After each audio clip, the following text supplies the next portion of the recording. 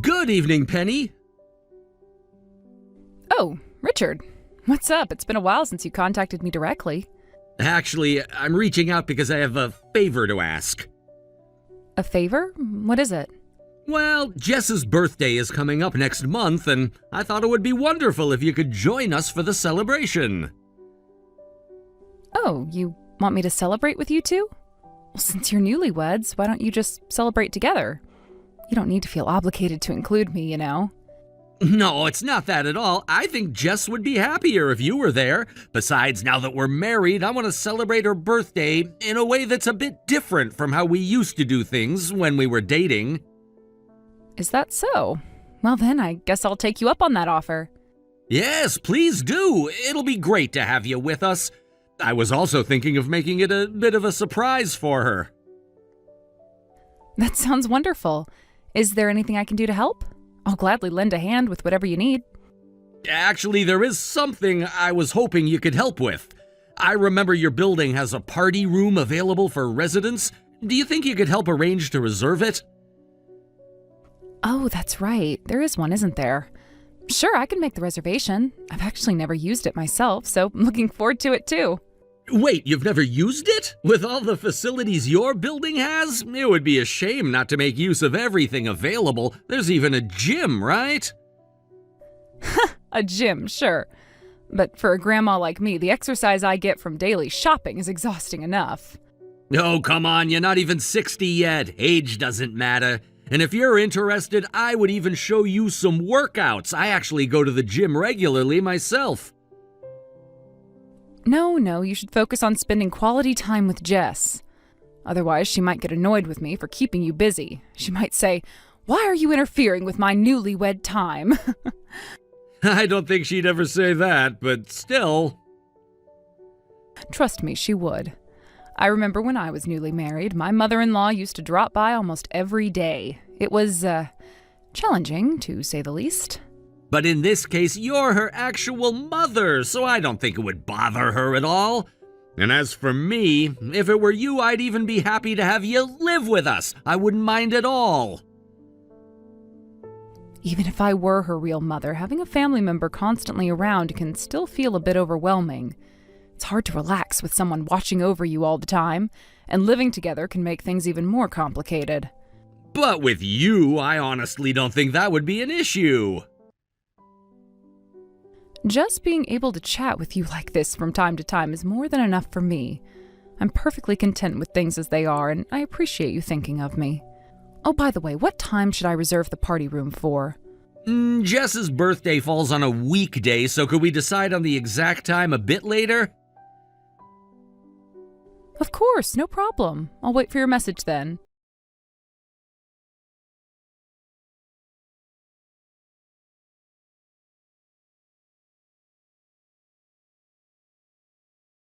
You for everything yesterday, Penny.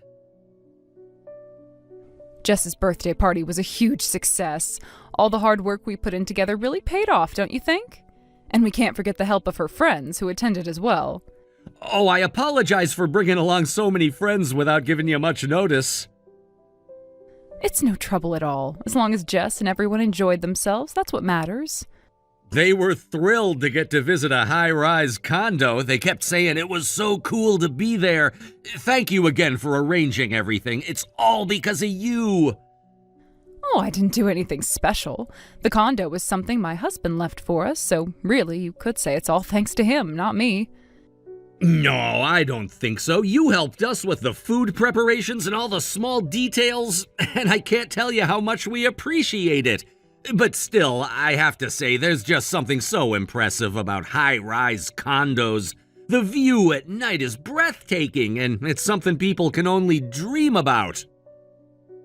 It's not all benefits, though I don't work, so I'm flexible with my time. But I hear the elevators are packed in the mornings for people heading to work. Plus, in the event of an earthquake, I've heard it can be challenging to evacuate from high-rise buildings. Maybe, but earthquakes don't happen all the time. I think the positives definitely outweigh the negatives. I suppose in a way, having this condo gives me peace of mind for my old age. That security is reassuring. Exactly, and if necessary, you could always sell it later. Having this place means you don't have to worry about the future. But I imagine you don't plan on living here forever, right? That's right. When I get to a point where I need care, I'm planning to move into a facility. Actually, Penny, if you'd like, would you consider moving in with us? What? You mean, live together? Yes, I'm sure Jess would love to have you living with us. And if we're together, there'd be no need for any kind of external care, don't you think? Well, you don't need to worry about taking care of me. I have no intention of burdening Jess or you. It wouldn't be a burden at all. I'd be honored to help you out, and I don't consider it a nuisance whatsoever. Please, let me take care of you. It would be too awkward for me. Plus, this place isn't spacious enough for a family. It's perfect for a couple or just me alone. It's well suited for that kind of living arrangement. But it's a 2-bedroom, right? Yes, but the rooms aren't as separated as you'd think. There's an open connection between spaces that's more suited to a single person or a couple, in my opinion. I don't think it would be a problem. Actually, I'm really concerned about you living alone. Elderly people on their own, there are so many things that can happen unexpectedly. Well, we'll deal with things as they come. Don't say that. It's not realistic. You'd be so much better off living with us, I'm sure of it. I don't have the best memories of living with family in the past. I lived with my mother-in-law briefly, and although it was fine, we each had our own routines, and I found that it was difficult to adjust. I'd adjust my routine for you. What are you saying? Just having you two live happily together is enough for me, you know? Are you really so set against living with us? It's not that. Really, I'm fine on my own for now. There's no need to change anything. You're so stubborn. Sorry? I'm offering to look after you in the future. An elderly person shouldn't be so selfish. Richard, what are you talking about? If living together bothers you that much, why don't you just move out? That would work for me too. Wait, are you saying that you want to live here? Yes, that's what I've been saying all along. There's a high-rise condo here, perfect for a family, but you're refusing to let us live here. Do you realize how hard it is financially for young people these days? If we lived together, we'd have a lot more breathing room financially. Don't you care about helping us? It's not like you're struggling, right? Besides, both you and Jess are working, and you're able to live comfortably enough, I think. Why should we have to pay rent somewhere when there's a perfectly good condo here that we could live in? And you're planning to go into a facility eventually, so letting us live here wouldn't hurt you at all. This place will go to Jess eventually anyway, right? Well, in that case, there's no rush, don't you think? We don't need to live together just yet. I'm saying it's a waste for an old woman like you to be living in a high-rise condo on her own. Is that how you've been feeling about this? I thought when we got married you'd bring up the idea of us all living together, but you never did. I hinted about it repeatedly, but you didn't seem to get it. You're telling me you don't care about your daughter's happiness? You're happy living here alone while you make her struggle with me? I do care about Jess. I thought that was clear. But living together is a different matter entirely. So you really plan on keeping this condo to yourself, don't you? What do you mean, keeping it to myself? This is my home. But you still have the inheritance that Jess's father left, don't you? So why not let us live here? You can't even make full use of a high-rise condo. Has Jess told you she wants to live here? Of course she does. She just wouldn't ask because you're her mother, and she doesn't want to hurt you by saying she wants you to leave. That's why I'm speaking up for her. Then I'll talk to Jess directly. Please don't. That's just gonna put her in an awkward position. She won't admit it to you, and if you do ask, I'll leave Jess. I'll divorce her. What? Don't interfere, okay? All you need to do is agree to let us live here. Just hand over the keys and everything'll be fine. I can't give you an answer right now. I didn't expect to hear something like this from you, so I need time to think. I didn't expect you'd be so resistant to the idea either. I thought you were kind, but it's clear now that it was just a facade. That's disappointing. Anyway, don't take too long to decide. I'd like to move in as soon as possible. Why the rush? That's none of your concern. I'll expect an answer within a week. Consider carefully what your response will mean for Jess's future. I hope you make the right choice.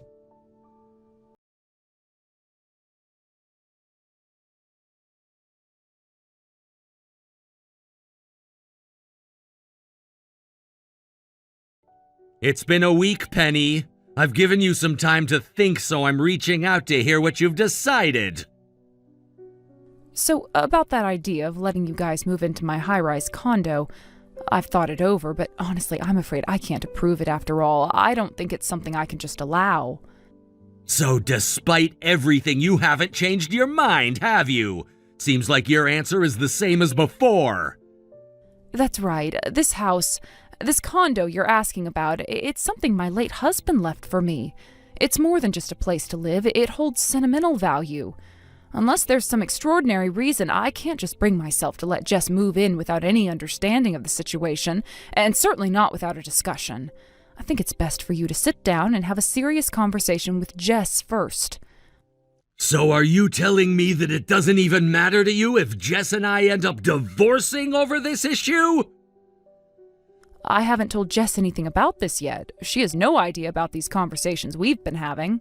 Well, if you refuse to hand over the condo, then I'll follow through with a divorce. I hope you understand I'm serious about this. What are you saying? This wasn't part of any of our discussions or understandings. You're changing things entirely. I've already told you that I want the condo. How many times do I need to repeat myself before it finally gets through to you? To threaten divorce over something like this, it's really too much, don't you think? You're acting so irrationally right now. If you truly think it's something so minor, why don't you just hand it over then? Or do you really want to risk your dear daughter going through the pain and struggle of a divorce?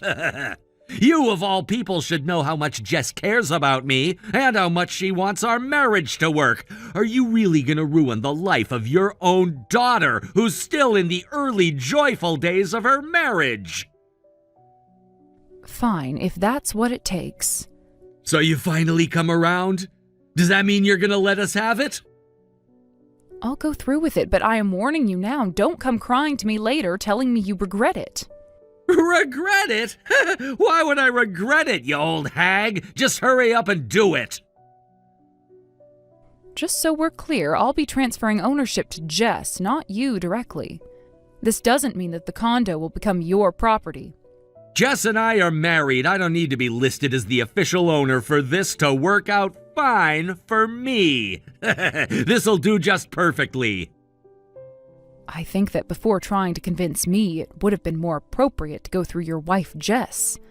You're married to her, after all. Don't you find it strange that you didn't even bother to bring her into this conversation? Shouldn't she be the one asking for these things, not you? The thing is, Jess would find it uncomfortable to come to you with this kind of request, so I'm handling it for her. Don't make me say the same thing over and over again. Unless, is this a sign that you're starting to lose your memory? Could it be that old age is catching up with you faster than you realize? All right, I've heard quite enough of this nonsense. If that's how it has to be, then I will transfer the condo to Jess. But in exchange, I have one single request. From now on, I don't want you to involve me in anything else, ever again. Fine, whatever. Just make sure you explain things to Jess in a way that doesn't cast me as the bad guy. If you twist things around and make me look like the villain in her eyes, I'll proceed with the divorce immediately. If you truly want to protect your daughter's happiness, then I'd advise you to follow my instructions exactly as I've laid them out.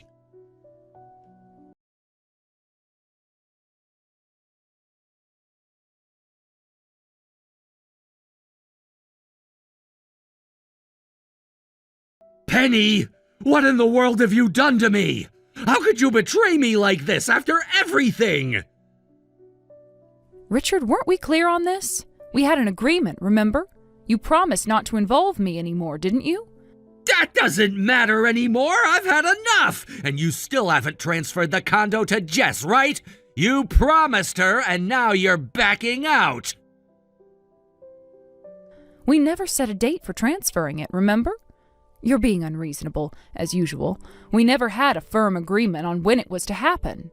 How selfish can you be? I've just been hit with a divorce from Jess. Do you have any idea what that means? And you, don't try to pretend you didn't tell her everything about me. You told her, didn't you? Yes, I did. I told her. Why wouldn't I? She had a right to know the truth. This is outrageous! You're ruining your own daughter's life! Do you even care about her happiness? Of course I care about Jess's happiness, and that's exactly why I told her everything. I'm not going to let you manipulate her and ruin her future for your own selfish reasons. Why are you acting so surprised? You really thought I wouldn't take action after seeing what you were doing? So you don't care if Jess ends up with a divorce on her record? Is that what you're saying? If she needs to divorce you in order to protect herself and her future, then yes, I am fully supportive of that. You're the one who put her in this position, not me. If divorce is what she needs, then that's what I'll stand by. The fact is, you're the one who's falling apart right now, not her. I'm not falling apart! Don't you dare say that! Then why are you texting me? If you're not in crisis, why would you come to me for help? It doesn't make sense. I loved Jess. I really did, and now look what's happening. This is all happening because of you and your interference. I had my reasons for what I did, but you just couldn't mind your own business. You had reasons? Oh, I'm sure you do. What are you talking about? Is this about the debt you racked up? What? What do you mean by that? I'm not stupid, Richard. I figured it out. Your behavior was suspicious, and I looked into it. You've been hiding things from Jess for a while now, and I could tell you were hiding something big. Why do you think I'm still upset? You weren't being honest with her, and that's something I can't let slide. Then why didn't you just help me out if you knew? You could have been a little more understanding. I really need help. I'm drowning here. Help you? You're the one who got yourself into this mess through gambling and reckless spending. You didn't think about anyone else while you were spending Jess's inheritance and making bad choices, and now you want me to bail you out? I was gonna pay it back. I never meant for it to get this bad. Really? Because Jess told me that her account balance was $10,000 less than it should have been. Don't you see? This isn't just about a mistake. This is about your refusal to be honest. You didn't talk to anyone. You didn't try to fix it. You just kept hiding it, hoping no one would find out. I couldn't tell her. I just couldn't. It was too hard. You couldn't tell her the truth because you knew it would hurt her. But by not telling her, you hurt her even more. Don't you get it? If you wanted to protect Jess, the first step would have been to come clean. Instead, you thought you could hide it and keep going. Well, look where that got you. If you had just agreed to give us the condo, this never would have happened. Why are you being so greedy, Penny, you selfish old woman? Enough. I am not going to stand here and let you call me greedy. You're the one who used up all your wife's savings without a second thought. You're the one who tried to take my condo without asking, without even considering how it would affect anyone else. You want to talk about greed? Look at yourself. You got yourself into debt, and now you're trying to drag everyone else into your mess. That's not fair. I thought you understood. If there's a reason to help someone, it's when they're in trouble. Why can't you see that I'm in trouble? I'm desperate, Penny. Desperate? You think that's an excuse for everything you've done? I have no obligation to help you, Richard. If anyone needs to help you, it's your wife, Jess. She's the one who's been directly affected by your actions. She's the one who has to deal with the aftermath of your mess. Then please, Penny, I'm begging you, talk to Jess for me. Tell her I'm sorry. Tell her I was wrong. I was careless and I know I hurt her, but I love her. I can't live without her. I'll do anything. Just give me a chance to fix things. Why should I help you fix anything? You've done enough damage already. I don't trust anything you say anymore, Richard. Your words don't mean anything to me. But I mean it! I really do! I want to change. I'll do whatever it takes. I meant it when I said I wanted to live together as a family. I trusted you, Penny. I thought we could work together. Work together? You want me to believe that after everything you've done? You want me to trust you again? You can forget that. You can keep telling yourself that you've learned something, but the truth is you'll never change. Not without serious effort, and even then, I'm not sure it's enough. Please, Penny! I need you to help me. I don't know what to do anymore. I just want Jess back. And what makes you think you deserve her back? After all this, you still think you can just get everything back to normal? You think that's how this works? I don't know what else to do. I really love Jess. I'm not perfect, I know that, but I don't want to lose her. I can't lose her. You should have thought about that before you put her through all of this. Now it's too late. You're going to have to face the consequences, and so is she. But if you really care, you should have put her needs first a long time ago. Please, Penny, I just need one more chance, please. One more chance? You had all the chances you needed, Richard. But you blew it. Now you're going to have to deal with the fallout. You can't expect anyone to fix this but you. I understand. I'm sorry. I didn't know how to fix things. Well, it's too late for apologies. And as for Jess, you're going to have to figure it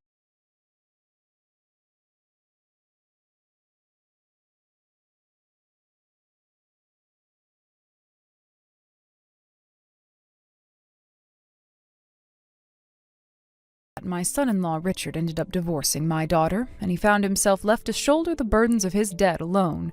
It wasn't a surprise to me, though I felt a certain level of sadness for what had transpired. I had seen the cracks in their relationship for a long time, but I had hoped things might improve. Unfortunately, reality had a different plan. I had always wished that they would work things out, and when they got married, I truly hoped that Richard would be the kind of husband my daughter deserved. However, that wasn't the reality. From what I've heard and gathered over the course of the months, Richard had developed a troubling addiction to online casinos and hostess clubs. His gambling spiraled out of control, and as a result, he accumulated a massive debt, somewhere around $30,000. I didn't know the full extent of it until later, but by that time, the damage had already been done. It wasn't a figure to be taken lightly, and as much as he tried to apologize, it was clear that both my daughter and I were no longer in a place where we could forgive him. I had seen how destructive his habits were. It wasn't just the money. It was the trust he had broken, the lies, and the emotional toll it took on my daughter. Richard, for all his flaws, still came to us on several occasions to apologize, seeking some form of redemption or at least a chance to rebuild his relationship with my daughter. He had failed, and his apologies felt empty. I watched my daughter grow more and more distant each time, and each of his apologies only seemed to widen the gap between them. My daughter had tried to make it work for a while, but as the years went by, she started to see him for who he truly was. When you're married to someone, it's not always clear to the people around you what the marriage really looks like behind closed doors. The cracks are often hidden, and the issues that build up over time aren't easily visible to others. But my daughter could no longer ignore them. Over time, she began noticing Richard's behavior more and more. His late nights became frequent, and he would sometimes disappear without explanation, his phone constantly on silent. It raised more than a few red flags, and there were times when they argued heatedly about it. My daughter was no longer the carefree young woman she had been when they first got married. She was becoming more anxious and suspicious of him, and who could blame her? She had every right to be concerned. Richard's actions weren't just a betrayal of trust. They were a clear sign of his lack of respect for her, for their marriage, and for their future. At first, my daughter struggled to talk to me about it. She didn't want to burden me with her problems, and I understood that. But as things escalated, she could no longer keep it all to herself. I could tell by the look in her eyes that something was wrong. When she finally opened up to me, I saw the pain in her heart. She had tried to make sense of Richard's behavior for a long time, but nothing seemed to add up. It was heartbreaking to watch. I knew this wasn't the future she had imagined for herself when they first got married. This wasn't the life she had dreamed of. One day my daughter came to me, frustrated and upset. She had just had another argument with him, and she wanted some advice. It was hard to watch her go through this, knowing how deeply she cared for him and how much she had invested in their life together. But at the same time, it was clear to me that she was slowly realizing that she deserved so much more than this. She deserved someone who could be a true partner to her, someone who would love and respect her. Richard was failing her on both fronts. I could see how tired she was, emotionally and mentally. It wasn't just the gambling, it was the lack of communication, the dishonesty, and the emotional distance that had formed between them. To be honest, though, there were moments when I questioned myself as well. There was a part of me that wondered if I had somehow contributed to this situation. If I hadn't been living in the tower apartment, if I had agreed to move in with them, would things have turned out differently? There were times when I felt guilty for not offering to help them more, but in my heart I knew that my daughter needed to figure things out on her own. She had to face the reality of her situation, no matter how painful it might have been. I couldn't keep enabling a toxic relationship, even if I wanted to protect her from hurt. When my daughter eventually decided to file for divorce, I wasn't surprised, though I felt sorrow for the end of their marriage. It wasn't that I didn't understand why she was doing it. It simply was hard to accept that the person she had once loved so deeply had become someone unrecognizable to her. It was a painful process, but in the end, it was the only option for her well-being. Staying in a relationship like that would have been even worse.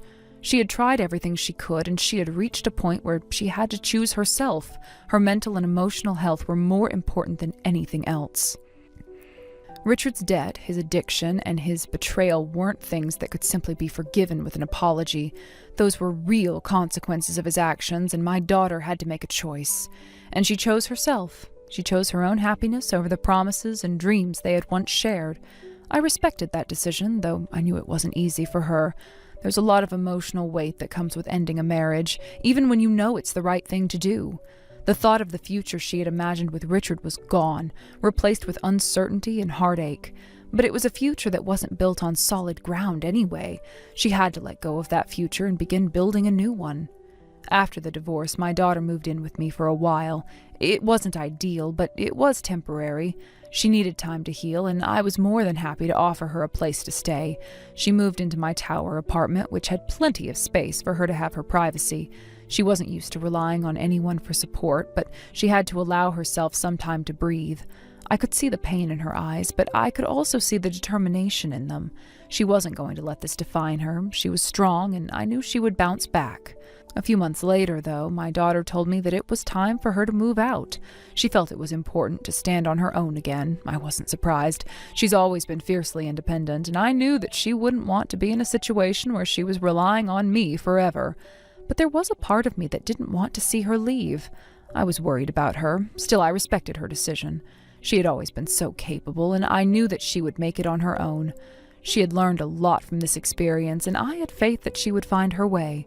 Since moving out, my daughter has continued to impress me with her strength and resilience. I have no doubt that she will find happiness again. I hope she meets someone who truly understands her.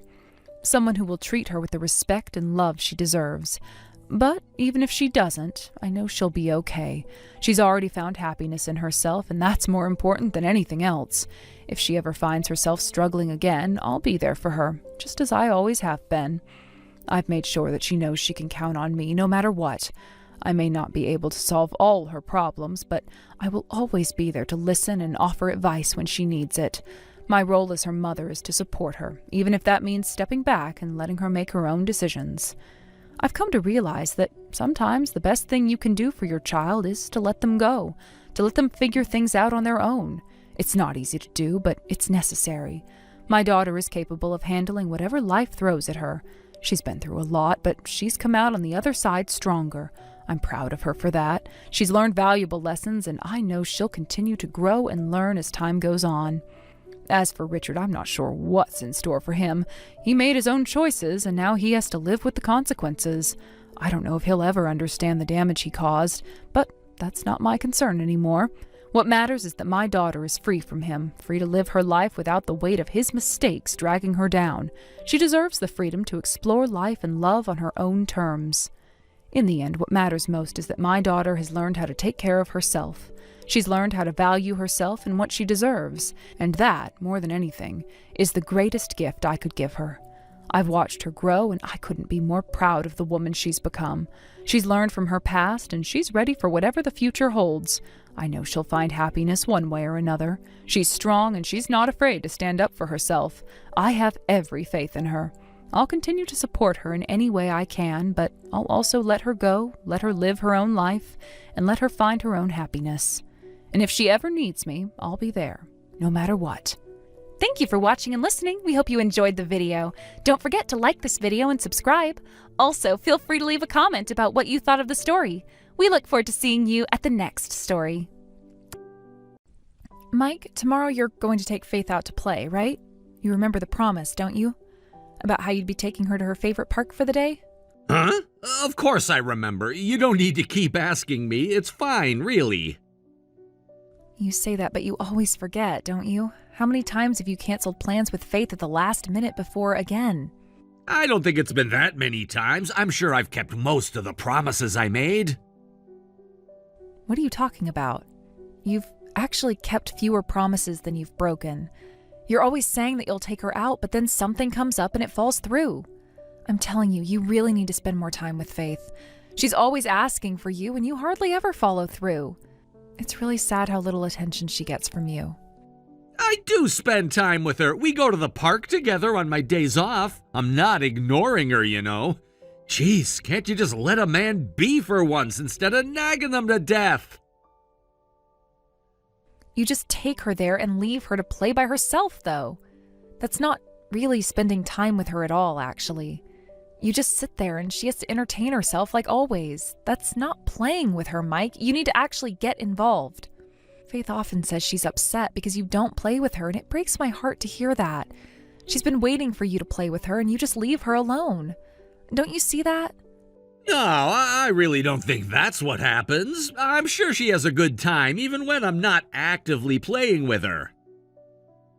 I heard from her that you just sit there looking at your phone while she plays alone. Honestly, I'm getting tired of hearing this. You probably don't even realize how much she needs you to engage with her. You're probably just playing your games again, right? That's why she's been feeling so neglected. Tomorrow, when she's looking forward to spending time with you, make sure to actually play with her this time, okay? You've got to stop letting her down. I already play with her, I do, but Faith is always asking for more. I can't be at her beck and call all the time. She's the one who's being too demanding. If you were really spending enough time with her, she wouldn't feel the way she does. She wouldn't be saying all that. She just wants to be with you, to feel like you're really there with her. She's not being selfish. She's just asking for your attention. It's not a lot to ask, is it? You really need to stop blaming her and start looking at yourself. I don't think you realize how much she craves your affection. She needs her father, Mike, not just someone who's physically present, but not really there emotionally. Oh, please, I'm not the one who's at fault here. You're just spoiling her too much, that's all. You're the one who always gives in to whatever she wants, and now she's just acting out because of it. I don't think I'm the one who's really making her this way. Oh, come on. You're the one who's spoiled, not Faith. You were the youngest son in your family, always pampered and treated like the special one, so I'm not surprised that you're so selfish. You think everything revolves around you, and you never want to admit that you have any flaws. Maybe you should take a good look at yourself before blaming anyone else. You've got to be kidding me! You're always so critical, always pointing out my flaws. It's getting really old, you know. You always have something to complain about, but you don't see your own issues. It's like you don't even care about how much you nag. It's exhausting. Faith is an only child, Mike. She doesn't have anyone else to play with on her own. Her parents should be the ones to spend time with her, especially on her days off. She's been waiting for tomorrow, all excited about you taking her out, and you can't just cancel on her like you usually do. Do you understand how disappointed she'll be? She's looking forward to it so much. You need to follow through for her sake. Don't break her heart again. I said I get it. Can you stop nagging now? I understand, okay? I'll make sure to spend time with her, but you don't have to keep repeating yourself over and over. If you were a good father to begin with, I wouldn't have to say anything at all. But you're always all talk, making promises and never keeping them. You act like you're this great dad, but you never actually do anything. I'm not asking for perfection, but I do expect you to be involved, to take some responsibility, and I'm not seeing that from you, Mike. You just sit there criticizing me, but when it comes to doing something yourself, you're never there. What's that supposed to mean? It means that you talk a big game about being a father, but you don't back it up with actions. You always have something to say about my parenting, but you don't even help. You don't play with the kids. You don't take responsibility for anything. It's like you think being a dad means just being there sometimes, but you have to actually do things too. You're neglecting your role and it's affecting Faith. She's craving your attention, but you're too busy doing other things. I can play with her, I'm telling you. It's just that you're always on my case and I can't take it anymore. I'm doing my best here and it's frustrating to hear you criticize me all the time. If I try to do anything, you say it's not good enough. It's always something with you. You say that, but I don't see any real effort from you. It's just words, Mike. You've been neglecting Faith and you can't even see it. Maybe it's time for you to stop making excuses and start acting like the father you're supposed to be.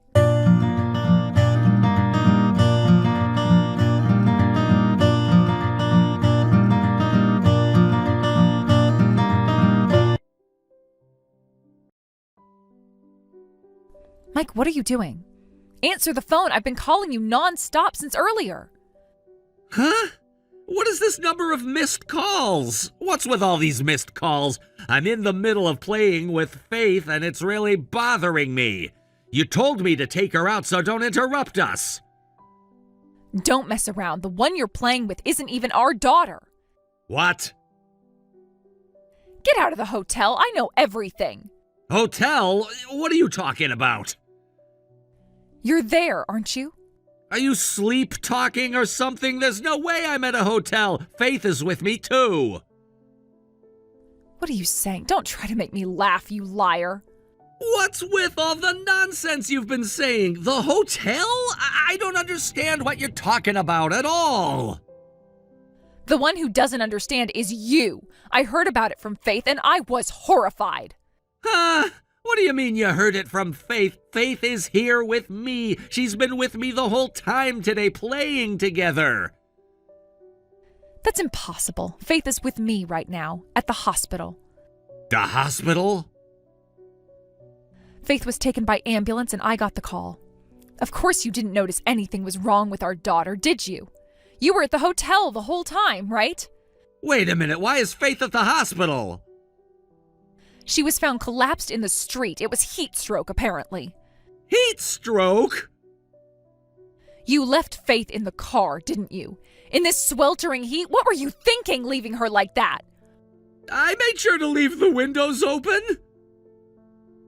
Are you stupid? Opening the windows doesn't make any significant difference in the car's internal temperature. Faith couldn't stand it and tried to escape from the window on her own. It's a good thing she's a smart kid. She managed to get out through that gap? She's thin, so she got out okay, but if she hadn't been able to get out? Someone passing by called an ambulance and she was rushed to the nearest hospital for treatment. So she's okay? By the time I got to the hospital, she had regained consciousness.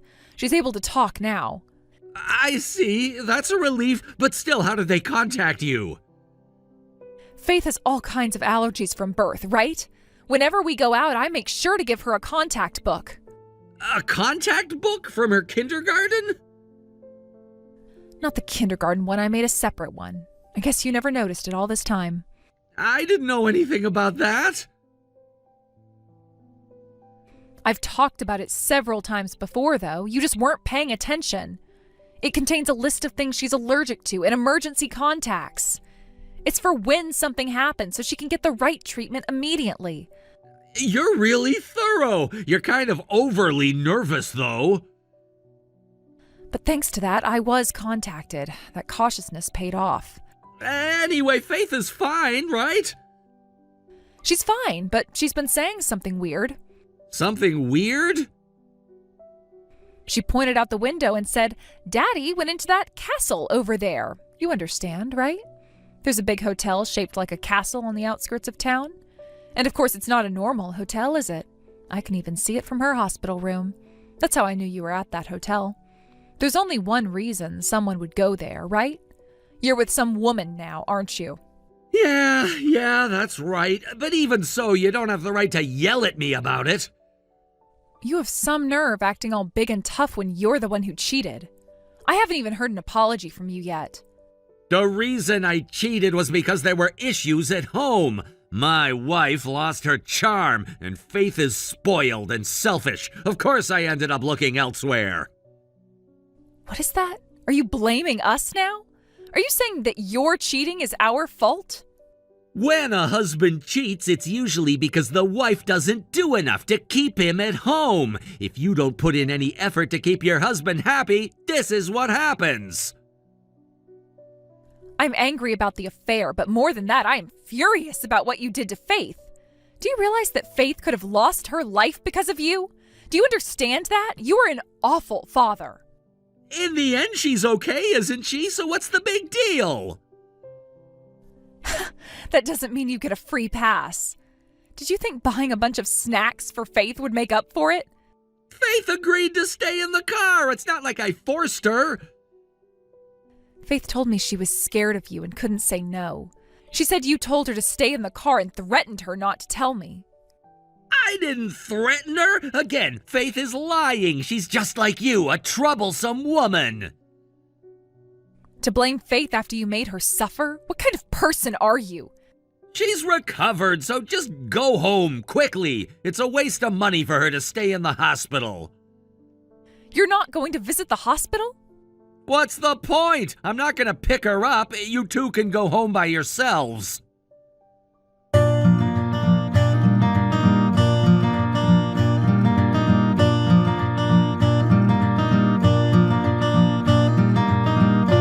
I'm so glad it's a holiday today.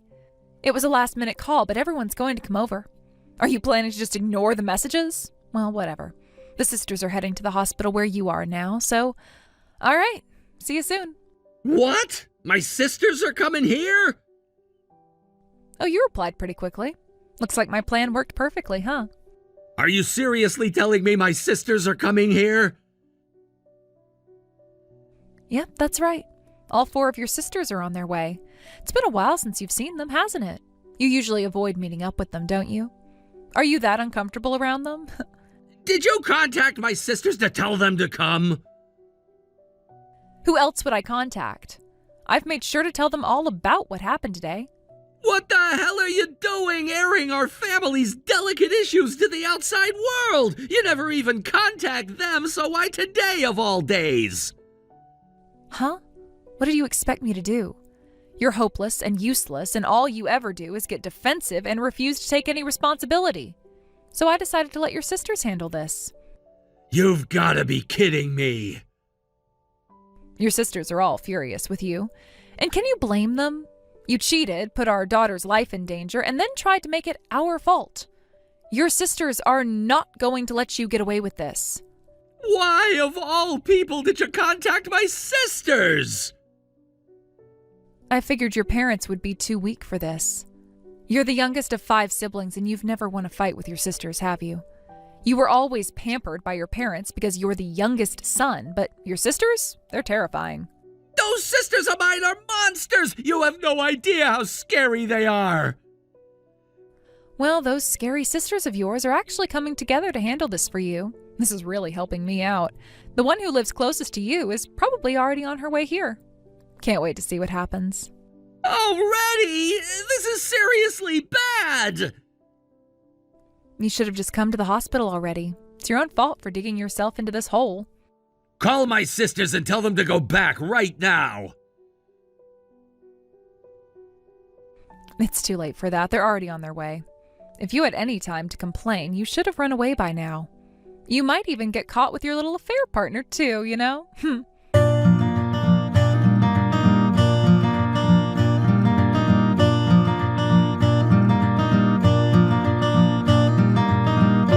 Good job today. I was able to watch the entire scene when you got scolded by your sisters during the video call. The woman you were having an affair with was crying uncontrollably. Honestly, it was hard to even watch because it was so intense. I'm so sorry for what I did. I truly regret it. Looks like your sisters really made you apologize. It's good to see you finally admit what you did. It's about time you said something. I had almost given up on hearing an apology from you.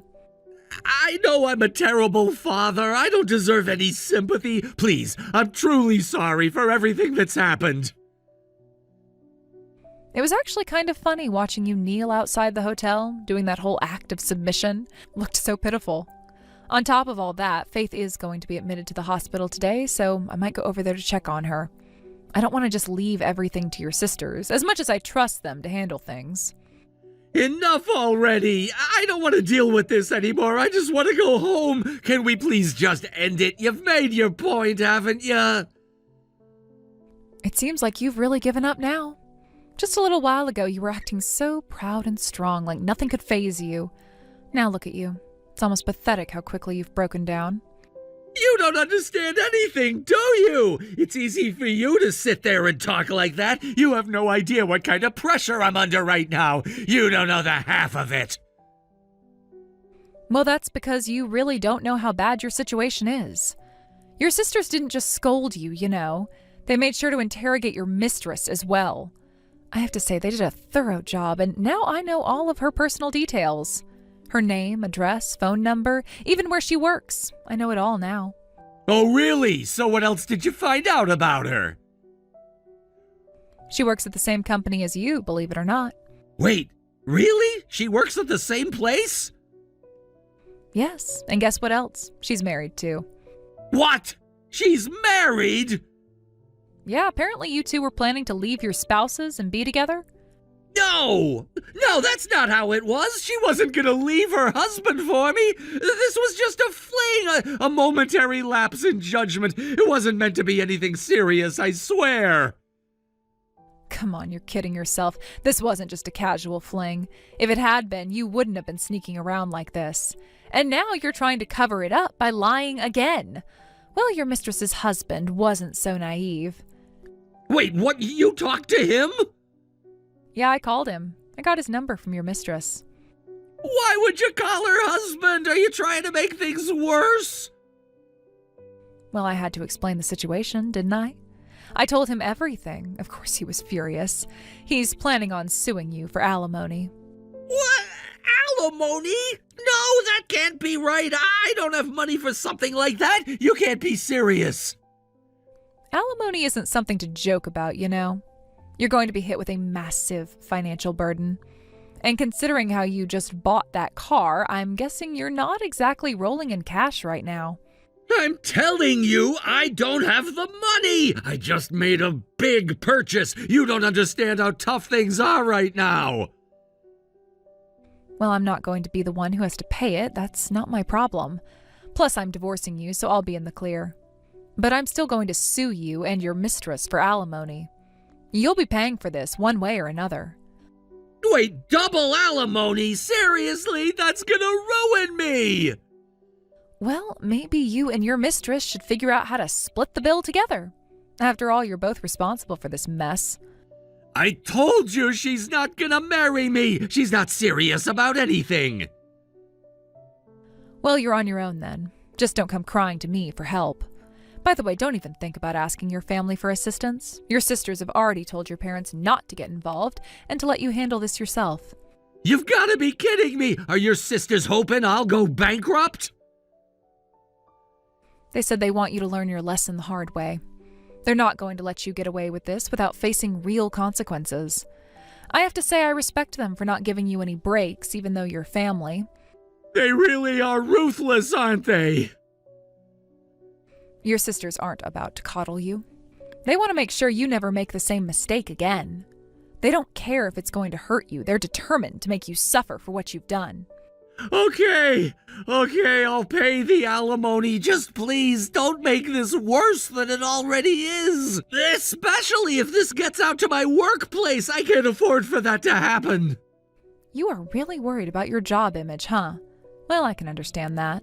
If your affair gets out, you'll be in for some serious trouble. I wouldn't want to be in your shoes.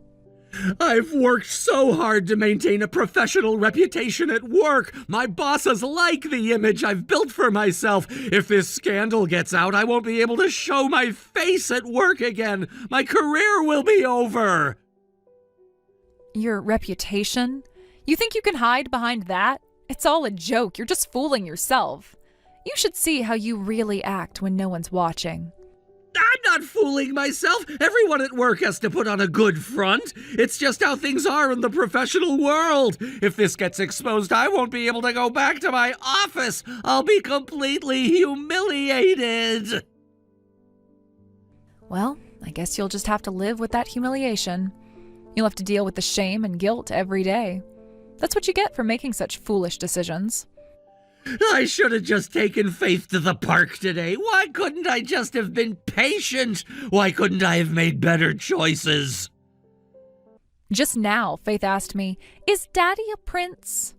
She thought you were some kind of hero. I couldn't help but laugh. A prince? Me? How in the world?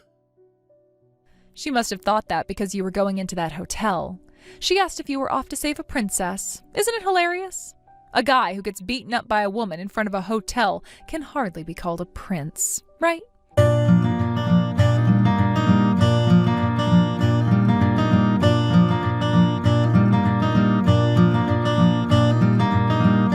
After everything that had transpired, Mike ultimately found himself in a situation where there was no escape.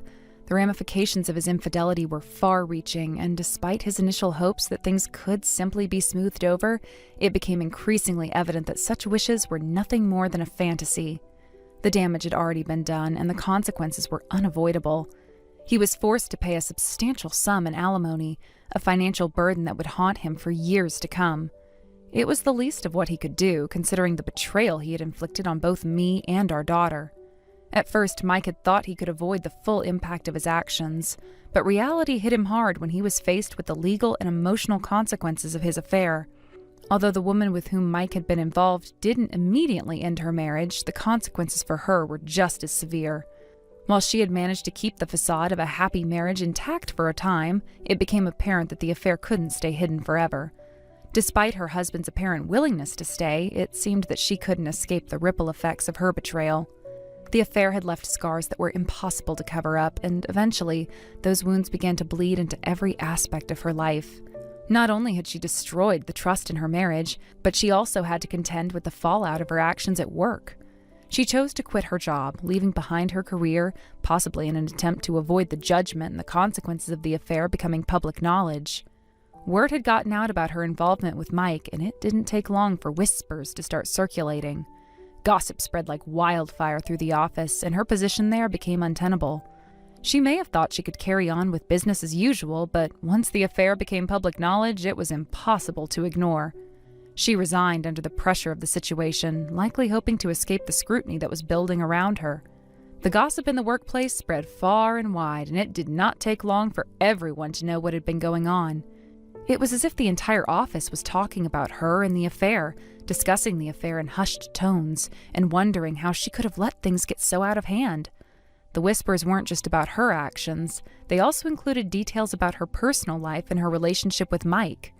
The affair had become the subject of office gossip, and it was impossible for her to return to work as if nothing had happened. Her reputation at the company had been tarnished, and there was no way to repair the damage that had been done. She probably wished she could go back in time and undo everything, but the truth had already been exposed, and there was no going back. As for Mike, while he stayed at his job, it wasn't without difficulty. He was forced to endure a level of discomfort that he hadn't expected. Despite his best efforts to act as if everything was fine, it was clear to everyone around him that the affair had affected him deeply. The gossip and judgment from his colleagues were inescapable, and he soon realized that the facade he had tried to build had crumbled. He wasn't able to carry on as if nothing had happened. The judgment from others was something he couldn't ignore, no matter how much he tried. He found it difficult to focus on his work, constantly preoccupied with the rumors and whispers that followed him wherever he went. It wasn't just an issue of office gossip. It was the overwhelming sense that everyone knew what he had done. His colleagues, who had once respected him, now looked at him with a mixture of disappointment and judgment. Despite the strain of being in that environment, Mike chose to stay at his job. Perhaps he thought it would be easier to simply ride out the storm, to wait for the scandal to blow over. But as time passed, it became clear that nothing would ever be the same again. The affair had shattered not only our marriage, but also his sense of self. His image at work had been forever tainted by the betrayal. He couldn't escape the fact that he had hurt me, his family, and others who had trusted him. The guilt and shame of his actions weighed heavily on him, and it was becoming more and more difficult for him to function normally. Every day felt like a struggle, as he had to face the consequences of his decisions. The man he had once been, confident and respected, was now a shadow of his former self, constantly living under the cloud of his past mistakes. Meanwhile, my life had taken a different turn. While the pain and heartbreak of Mike's betrayal had initially overwhelmed me, I had slowly begun to rebuild my life. My daughter and I were learning to live without him. It was difficult at first. The emotional toll had been immense, and there were times when I wasn't sure how I would cope. But over time, I found the strength I needed to keep moving forward. I had to, for my daughter's sake and for my own. The world didn't stop just because of Mike's mistakes, and I had to find a way to navigate through the mess he had left behind. I couldn't afford to wallow in self-pity. I had to stay strong for her. With Mike's financial contributions, alimony, and child support, I was able to support my daughter.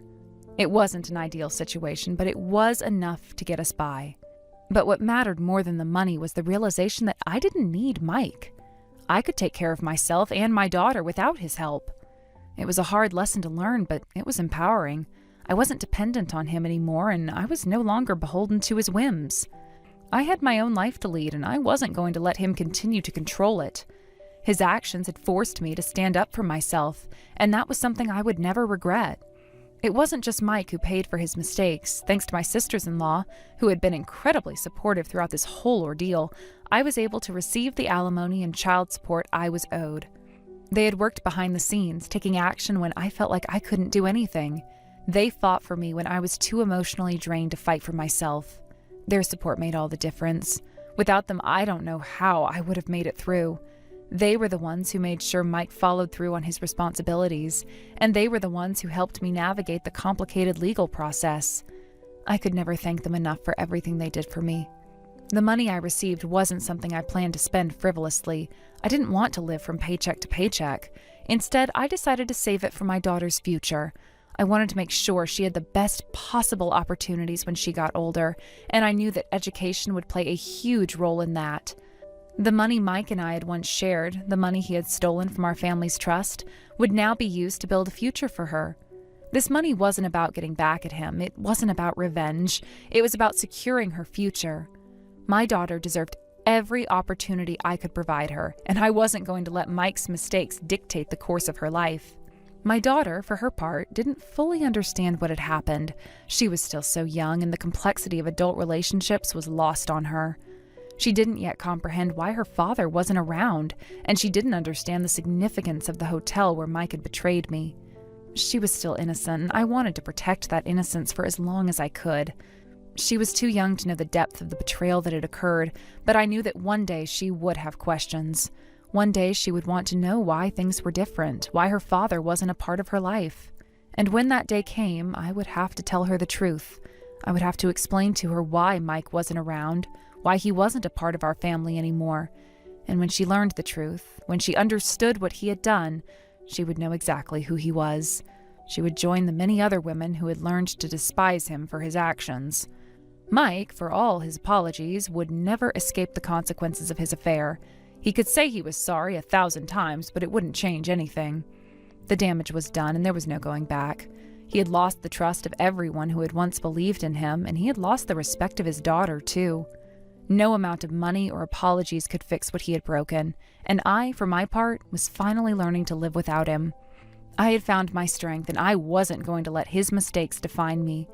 I was building a future for my daughter, one that didn't depend on Mike or his lies.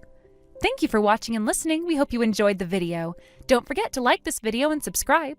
Also, feel free to leave a comment about what you thought of the story. We look forward to seeing you at the next story.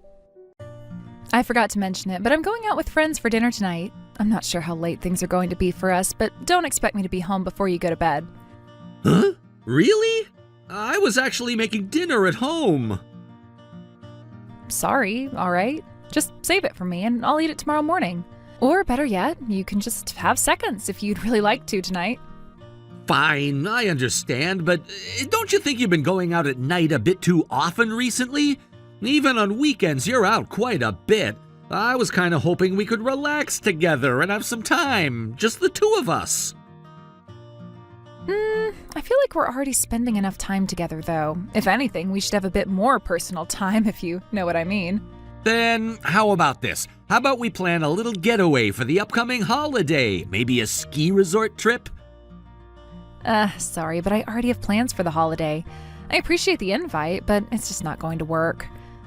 Plans? What kind of plans? Do you really have to dig that deeply? It's just a casual thing with friends. Now that Hannah's in college and living on her own, I feel like I finally have a break from all the child-rearing responsibilities. I want to go out and enjoy myself. Look, I get it, I really do. It's just, couldn't you make some time for me too? It doesn't have to be a lot. I just thought it might be nice. It would be fun to just sit back and watch a movie or something. Hey, women have their own things to enjoy, right? Lots of my friends are at the same stage now. Our kids are grown up, so we're all finding time to enjoy ourselves. I feel like I've done my part, and I'm ready to enjoy life a bit. Don't you think I've earned that? Now, I'm not saying there's anything wrong with going out, but lately it kind of feels like you've been neglecting things at home. Oh, please, you're perfectly capable of handling house chores yourself, aren't you? Yes, I am. That's why I've been trying to do more around here. I cook, I clean, I've been keeping things in order. Then there's no problem, is there? If you're handling it yourself, why do you have to bring it up with me? I've been the one doing all the housework for years. I think I deserve some time to enjoy myself now. All right, I understand. But even so, I'd like for us to have dinner together every now and then, or maybe go out and enjoy a quiet outing. We used to go on drives together. Why can't we do something like that again? Oh, please, hearing that from you now that you're getting older. Hey, we're the same age, you know. Oh, but I take care of my appearance and focus on beauty routines, so don't go lumping me in with just any old man, all right? Okay, you have a point, but still. It just makes me a little uneasy when you talk like this. Uneasy? How? Well, I mean, it makes me wonder how things will be in the future. Once you're retired, for example. I feel like you're going to start suggesting little outings, and then there'll be times when you'll want to follow me around all the time, like a little goldfish that can't be left alone. Just thinking about it is a bit unsettling. Hey, I'm not suggesting we spend every second together. I just think it would be nice to slow down sometimes, enjoy some quiet moments together, that's all. Yes, I get it. But I still hope you can find a way to live without depending on me so much. Maybe you could even pick a new hobby or something. That way you'd have your own interests and you wouldn't be so focused on what I'm doing all the time. But if I'm not focused on you, wouldn't that mean we're just growing apart? Marriage is like that sometimes, you know. Look, let's just end this conversation here. I'm out right now trying to enjoy myself. So please, don't text or call me for the rest of the evening.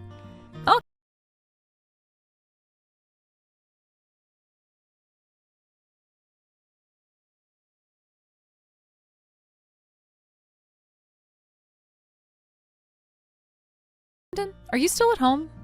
Yeah, I'm just about to head out to the supermarket to pick up some groceries.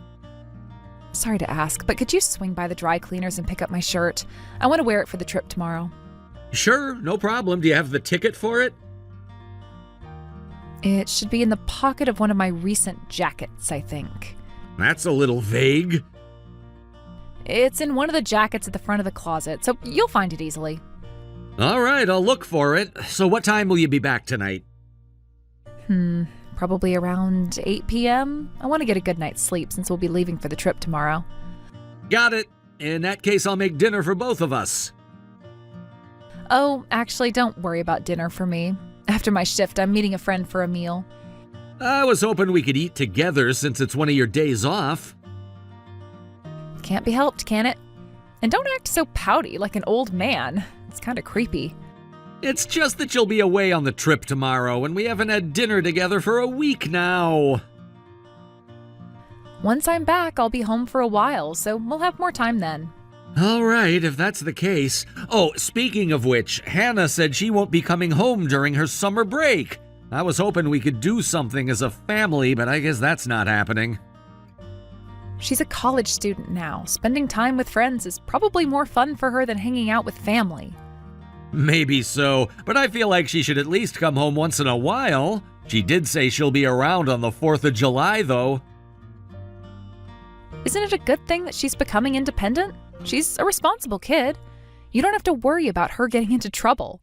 Hannah might be responsible, but who knows about the people around her? When she's home next, I should ask her about how things are going. If you start grilling her with questions, she's just going to think you're annoying, you know. With girls, it's better to maintain a bit of distance. If she ever needs help, she'll come to us on her own. You think so? I know so. I went through the same thing. Kids around her age appreciate being left to their own lives. It's good for them. All right, I'll hold back and won't be too pushy.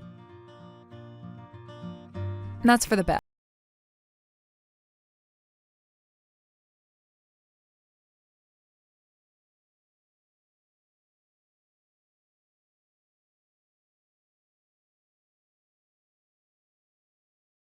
From the hospital? I'm not sure if you're able to check your phone right now, but I'm on my way there in a taxi. Dad, you don't need to rush. I'm really sorry for worrying you. I just felt a bit lightheaded, so it's not a big deal. It's serious enough that they admitted you to the hospital, and you collapsed at your part-time job, right? They said it was due to overwork. Have things been that busy for you? Maybe it's because I'm juggling 3 part-time jobs. Since it's summer break, I probably took on too many shifts. But it's the best time to make money, so I thought I'd push myself. 3 jobs? Why do you need so much money? I've been sending you $1,500 every month, haven't I? Huh? I haven't gotten anything like that. What? Ever since you started college, I've been sending it every month. Your mother told me she was making the transfers too. She'd been updating me about it regularly. Well, I haven't received any of that money. Mom told me I had to earn my own living expenses and tuition. What? It's true. That's why I've been working so many part-time jobs. I've been saving up, especially since I need to pay for next semester's tuition. I was planning to cover the tuition for the 2nd semester myself. I didn't know that. Mom told me I should be grateful she even paid for the 1st semester's tuition and entrance fees. That's all she said she would do. This can't be happening. It's not a lie. If I'd been getting any of that money, I wouldn't have needed to work like this. I believe you. I don't think you're lying. But if that's true, then does that mean Mom was lying to you? It seems that way. I can't believe she'd do something like this. You should believe it. Mom has no problem lying like that.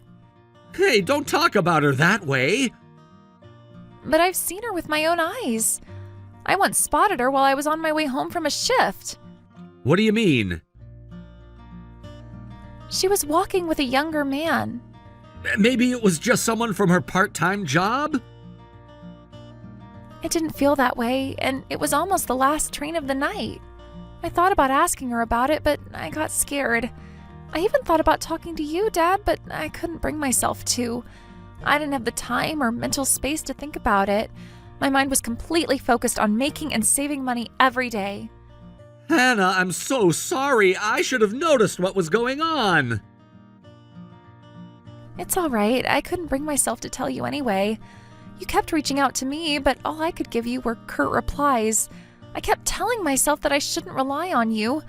Looking back, it feels foolish now. I could only think about myself back then. Hannah, stop working those jobs. I'll cover your tuition and living expenses from now on. Just focus on resting for now. It's your summer break, and I'm sure you have a lot of things you'd like to do. Are you sure? Of course! I was already sending you money from the beginning. It's your mom who complicated things. But what about Mom? What'll you do? I'll figure that out. To be honest, I'm in a bit of a panic myself right now. I'm sorry, I shouldn't have said anything like that. You didn't do anything wrong. Actually, I've felt something was off with your mother's behavior lately, too. Really? Yes, and right now your mother's out of town on a trip. This might be the right time for me to really think things over. Did you tell Mom that I collapsed? I left her a voicemail since the call went to her answering machine. She hasn't read the message yet, though. I see. All right, please be careful on your way here. I'm in room 515 on the 5th floor.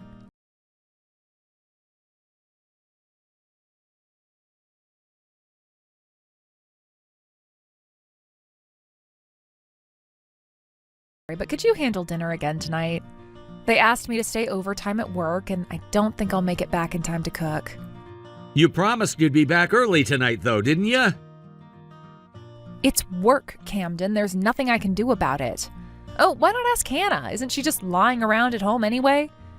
Hannah isn't lying around. She collapsed from exhaustion, remember? She's recuperating. It's been 2 weeks since she collapsed. Making dinner isn't that big of a deal at this point. Are you really not concerned about your own daughter collapsing? Of course I was worried, but it's not like it's life-threatening, is it? Besides, if she fainted from exhaustion, she probably wasn't managing her health very well. It's her own responsibility. Unbelievable. You didn't even come back from your trip when you found out she collapsed. Now she's finally starting to feel better and you still don't seem to care. Why are you making such a big deal out of this? It's not like I don't care, Camden. And anyway, when I got back from my trip, you were too busy to really spend time with her yourself. Don't act like you're the only one who cares. Forget it. You know what? Just don't even come home tonight. What? What's with the attitude? You're getting this upset just because I have to work late? Don't pretend it's work. I already know the truth. I know you've been taking the money I've been sending to Hannah and using it to have fun with some other man. What? Camden, that's ridiculous. What are you talking about? You thought you could get away with it forever? You took the money I sent for our daughter, lied to me every month that you were transferring it to her, and then told Hannah to fend for herself and earn her own way? Do you have any idea how low that is? No, you don't understand. I wanted Hannah to gain some life experience. I was planning to give her the money later, all at once. Then go ahead and transfer it all to her in full by tomorrow. Hannah quit her jobs already.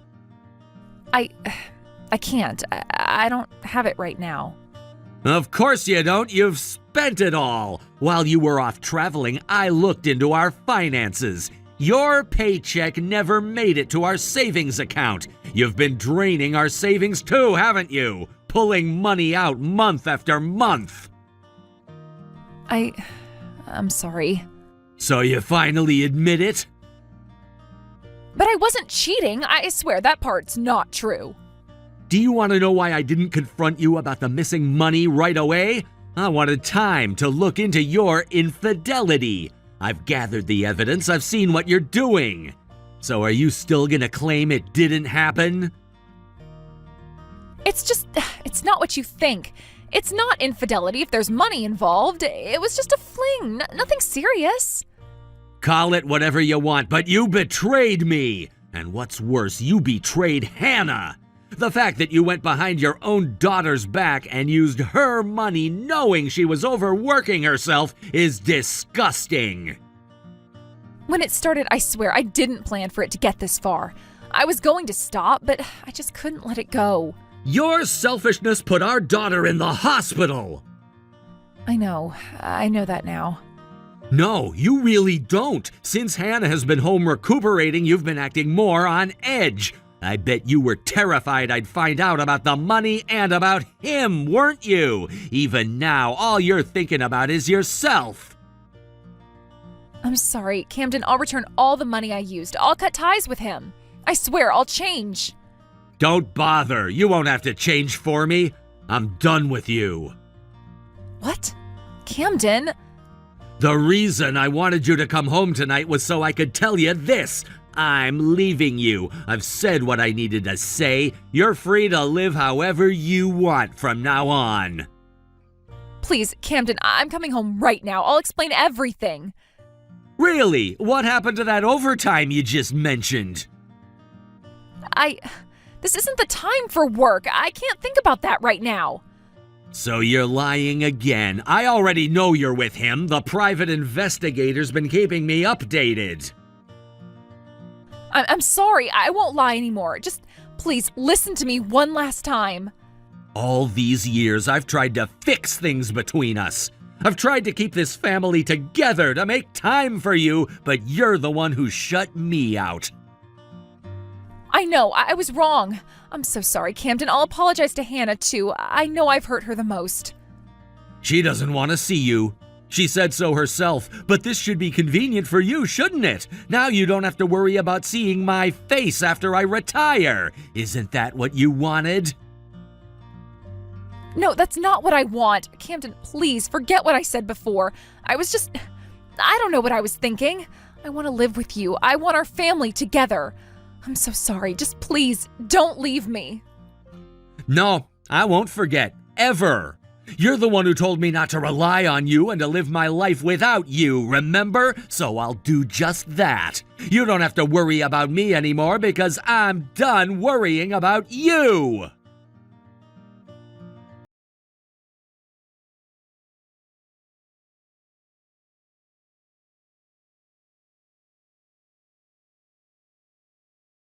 After that, my wife and daughter, who had hurriedly returned home, and I sat down to discuss the divorce together.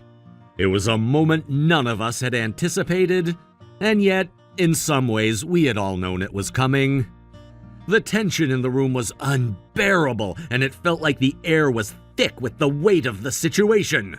Sitting there with my daughter and my wife, both of whom were looking at me with a mix of anxiety and anticipation, I didn't know how to begin. It was one of those moments where you could feel your whole life shifting beneath you. My wife, having clearly been crying and emotionally drained, seemed to hold on to some small shred of hope. I could see it in her eyes. She still wanted to fix things, to believe that we could rebuild our relationship and move forward. She kept suggesting that we could try therapy, that we could try to work through it all. But the more she spoke, the heavier the weight on my heart became. I wasn't sure if it was out of anger, disappointment, or just sheer exhaustion, but I couldn't bring myself to entertain the idea of reconciliation. The trust had been shattered in ways that couldn't be fixed with words or promises. She continued to speak, suggesting different ways we could rebuild our marriage, offering ideas for counseling, and even talking about how we could go on a vacation to clear our heads. But each word felt like a dagger. It was like she was trying to force the situation into a mold that no longer fit. I had already come to terms with what had happened. I had spent weeks trying to understand, trying to come to grips with her betrayal. And no matter how many times she suggested we fix things, the damage felt irreversible.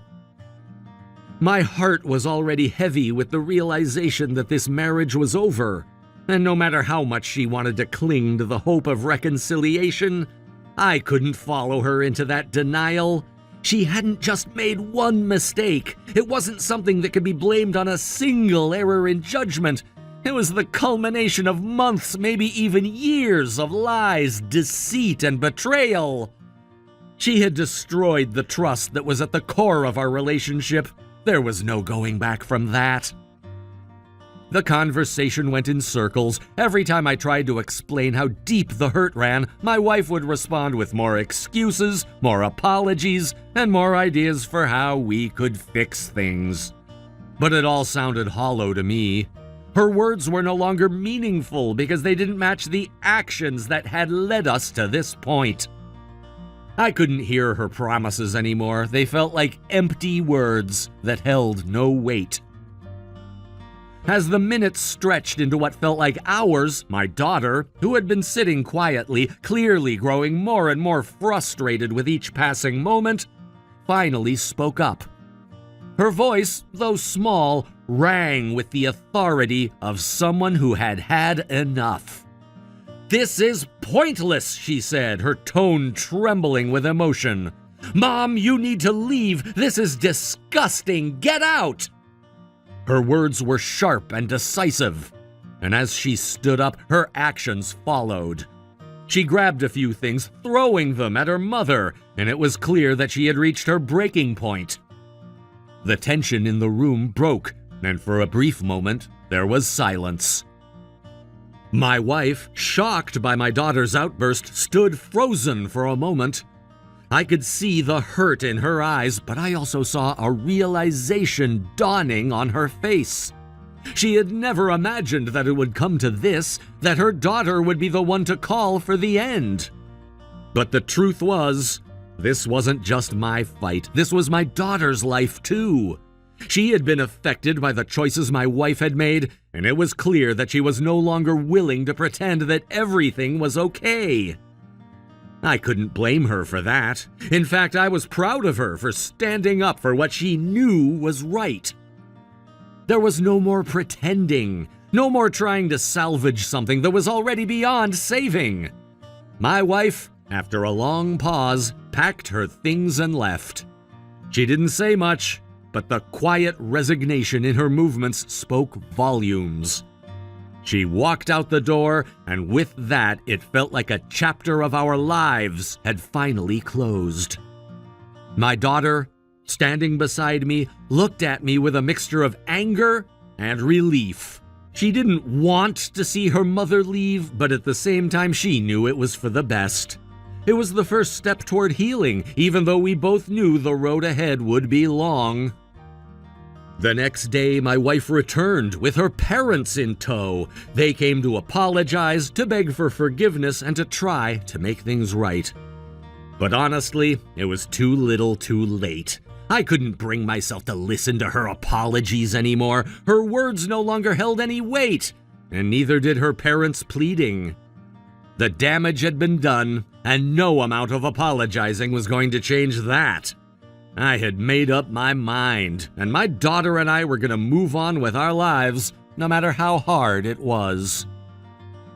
Over the next month, there were several more attempts to talk things through. My wife called repeatedly, asking if we could talk, if we could somehow find a way to fix things. She wanted us to go to counseling, to sit down with a professional and work through our issues. But as each day passed, I felt more and more sure that this was not something that could be fixed. She had already made her choices, and those choices had led us here. I didn't want to keep going in circles, reliving the same painful moments over and over again. Finally, after weeks of emotional turmoil, we reached a point where we both knew the inevitable was coming. My wife reluctantly agreed to sign the divorce papers. There were tears, but they felt more like a release than anything else. It was over. The papers were signed, and we both agreed that it was time to move on. My daughter, who had been silently watching everything unfold, was granted full custody of me. My wife would continue to live at her parents' house, and that was that. The relief was immediate, but it was also bittersweet. I had hoped for so long that we could somehow make things work. But deep down, I knew that this was the only option left. There was no other way. The lies, the deceit, the broken trust. They were too much for any relationship to survive. It wasn't just that we had drifted apart, it was that the foundation of our marriage had been destroyed beyond repair. And that was a truth I had to face no matter how hard it was. In the weeks that followed, I learned more about what had really been happening. My wife had been involved with a younger man, someone she had met through a dating app. She had been secretly seeing him for months, and what's worse, she had been financially supporting him. I couldn't believe it. The betrayal stung in a way I couldn't put into words. She had been lying to me, keeping secrets, and now I knew that all of it had been for someone else. My anger flared when I learned about the extent of it. The thought of her choosing someone else over our family was more painful than I could have ever imagined. Her parents, despite everything, continued to try to support her. They came to visit, offering their help, trying to make her feel like there was a way out of the mess she had made. But for me, it was too late for that. I couldn't bring myself to care anymore. My focus was on my daughter, on trying to rebuild our lives together. My daughter had already been through so much, and I wasn't going to let her go through any more. She was my priority now.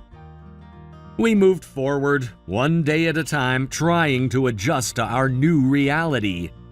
My daughter decided to move back in with me, even though she'd been living on her own for a while. The thought of leaving me alone in the house was something she couldn't bear. "I'm more worried about you than about me," she said. Her concern for me, after everything she had already been through, was overwhelming. I didn't want to burden her, but in that moment I realized just how much she had grown. She had always been a thoughtful, compassionate person, and now, more than ever, I understood how lucky I was to have her in my life. Having her back home was a relief. The house didn't feel so empty anymore. It wasn't just the physical presence that mattered. It was the emotional support we were giving each other. We were both healing, though the scars would remain for a long time. But I knew that with my daughter by my side, we would get through this. We would rebuild, and we would find happiness again. I vowed to myself that I would never let my daughter suffer because of my mistakes. I would protect her, support her, and love her no matter what. She had already been through so much, and I wasn't about to let her down again. I had learned the hard way that life is unpredictable and you can't always control what happens. But I would do everything in my power to make sure my daughter never had to experience that kind of betrayal again.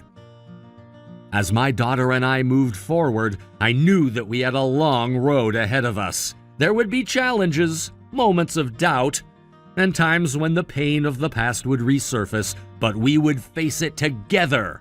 I would be there for her, and she'd be there for me. And no matter what, I would never let her forget that she was loved, that she was enough, and that no one could ever take that away from her. As time passed, my wife occasionally reached out. Sometimes it was just a simple message, a brief apology, or a statement about how she regretted everything. Sometimes she would ask if we could meet, if we could try to fix things. But I couldn't entertain those thoughts. I had moved on. The divorce was final, and I had no intention of going back to a life that had brought so much pain and heartache. My focus was on my daughter, and I would continue to support her, no matter what. There were moments when my ex-wife would call, asking if we could meet up or expressing regret over everything that had happened. But each time I would remind myself that it was too late. We couldn't undo the damage. The past was behind us, and it was a time for both of us to move forward. I had to focus on building a better future for myself and my daughter. It was tough. But with each passing day, I became more certain that I had made the right decision. The hardest part was over. We had survived the storm, and though the scars would remain, we were starting to heal. My daughter and I were learning how to live again, how to find happiness in the small moments, how to appreciate what we had left. And that was enough. Thank you for watching and listening. We hope you enjoyed the video. Don't forget to like this video and subscribe. Also, feel free to leave a comment about what you thought of the story. We look forward to seeing you at the next story. You are coming home soon, right? Surely you don't plan on staying out all day. I've only gone and made you the mother of all feasts. Chop chop, Benny, it's getting cold. There's no time to waste, sweetie. Take a shortcut, why don't you? Huh? Why would you cook me a feast? Now, the thought's nice, but it ain't my birthday for months yet, sweet cheeks. Your birthday? Oh, dear. Sweetie, It's our wedding anniversary today, you dolt. Huh? It is? I mean, oh yeah, it is. And now that you mention it, it is, ain't it? Jeez, you forgot, didn't you? I knew it. I must have a sixth sense, because I just knew it. Oh, come on, you can't seriously expect me to remember things like that. Things like that? Wow, Benny. At least tell me you're coming home today. Let's enjoy some delicious food together. We've worked ourselves to the breaking point this year. I'll be coming home, but I'm stopping off at my parents' place to grab my mom first. She'll be joining us. Huh? Your mother? Why? That's the reaction. Anyone would think you'd be pleased. Don't you like the idea of my mom joining us for dinner or something? It's not that I don't like it, but where did this come from all of a sudden? She hardly ever comes over. Why would she join us for dinner today of all days, on our anniversary? You can drop the act, Jill. I know you two have never seen eye to eye. Go on, admit it. You hate her, don't you? You hate my mom. I can tell from the atmosphere whenever you're together. I swear it's so thick that I could cut it with a knife. Oh no, you didn't. You can't actually be serious now. Me hate her? You've got to be kidding me. You don't have to be a genius to be able to see it's the other way around. No matter which way you look at it, she's had this inexplicable burning hatred for me ever since we met. She doesn't like me one bit, and I have absolutely no idea why. No idea why. It's because you don't have your shit together, obviously. My mom wanted me to have the perfect wife. It's her mother's instinct. She can't help it. Oh, really? I don't have my shit together? Well, I'm so sorry I couldn't meet your oh-so-high expectations. I have no idea what your mom could possibly mean by the perfect wife. But you're the one who chose me. Don't forget that, Benny. My mom said it herself. You're not a suitable pick for me. She did she? So what? Is there some law that says you have to blindly accept every piece of bile that comes out of her mouth? You're the one who invited me out on our first date. You're the one who asked me to be your girlfriend, and you're the one who asked me to marry you. You, Benny. Or did you forget all of that? If your mom told you the sky was green, would you believe her? It's only natural I'd respect my mom's judgment. She did give birth to me after all. Besides, she has tons of life experience, which means she's pretty much right about everything all the time. I didn't realize it when I asked you to marry me, but I know now. I should have listened to her from the get-go. She was right. She was right all along. But I let my own dumb feelings get in the way of her good judgment. You regret marrying me? I didn't say that. But that's what you mean, isn't it? Don't you think you might be a little too easily influenced by what your mother tells you? Geez, Benny, I thought you were a grown man. Are you capable of thinking for yourself? I got no intention of getting into a shit-flinging match with you, Jill. I'm above that kind of immaturity. I want us all to talk about this seriously later on, in person. Talk about what? Did the two of you want to gang up on me? Lord knows she's been waiting years for the opportunity to insult me directly to my face. Me, you, and my mom are all gonna sit down, have a little chat together. To think, today was supposed to be our wedding anniversary. I can't think of a more unpleasant way to spend it. What a shame this is. Anyway, is it really so urgent that we have to discuss it today? There is still an entire feast waiting to be eaten here, you know.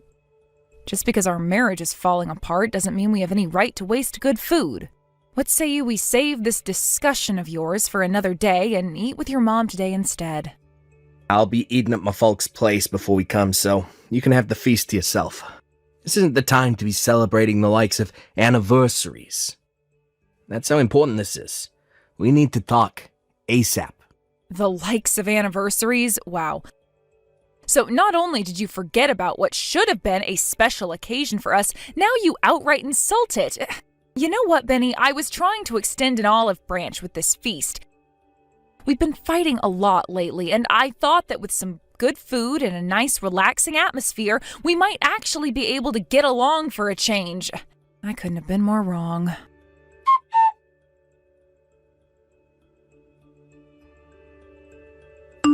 Jill, I'll be taking my Benny back home with me where he belongs. We're going to let you be on your own now, so I suggest you use this time wisely and think very carefully about everything we just discussed. Think I take it you mean about the divorce papers you guys pretty much just threw in my face? You should just be grateful I didn't force you to sign them right then and there, you cheeky little witch. The honest truth is that me and my Benny would hand them in today and never see you again if we could. But, regrettably, if you're not the one who ultimately makes the decision, it could cause us all sorts of legal problems down the line. I would never have guessed in a million years that I'd get a set of divorce papers thrown in my face on our wedding anniversary. You really did take the biscuit with this one, Bessie. This was your idea, wasn't it? Go on, admit it. There's no point in hiding anything now. And why would I? I have nothing to hide. Yes, it's as you say, it was my idea. However, it takes two to tango, dearie. My Benny agreed to it faster than you can say moldy cucumbers. Turns out my instincts hit the bullseye because my boy got sick of you a long, long time ago. You should have seen the sigh of relief he made when I suggested you and him finally call it a day. You must have known, right? I find it hard to believe the two of you could have lived in the same house for so long, and you be totally clueless to the fact that he doesn't love you anymore.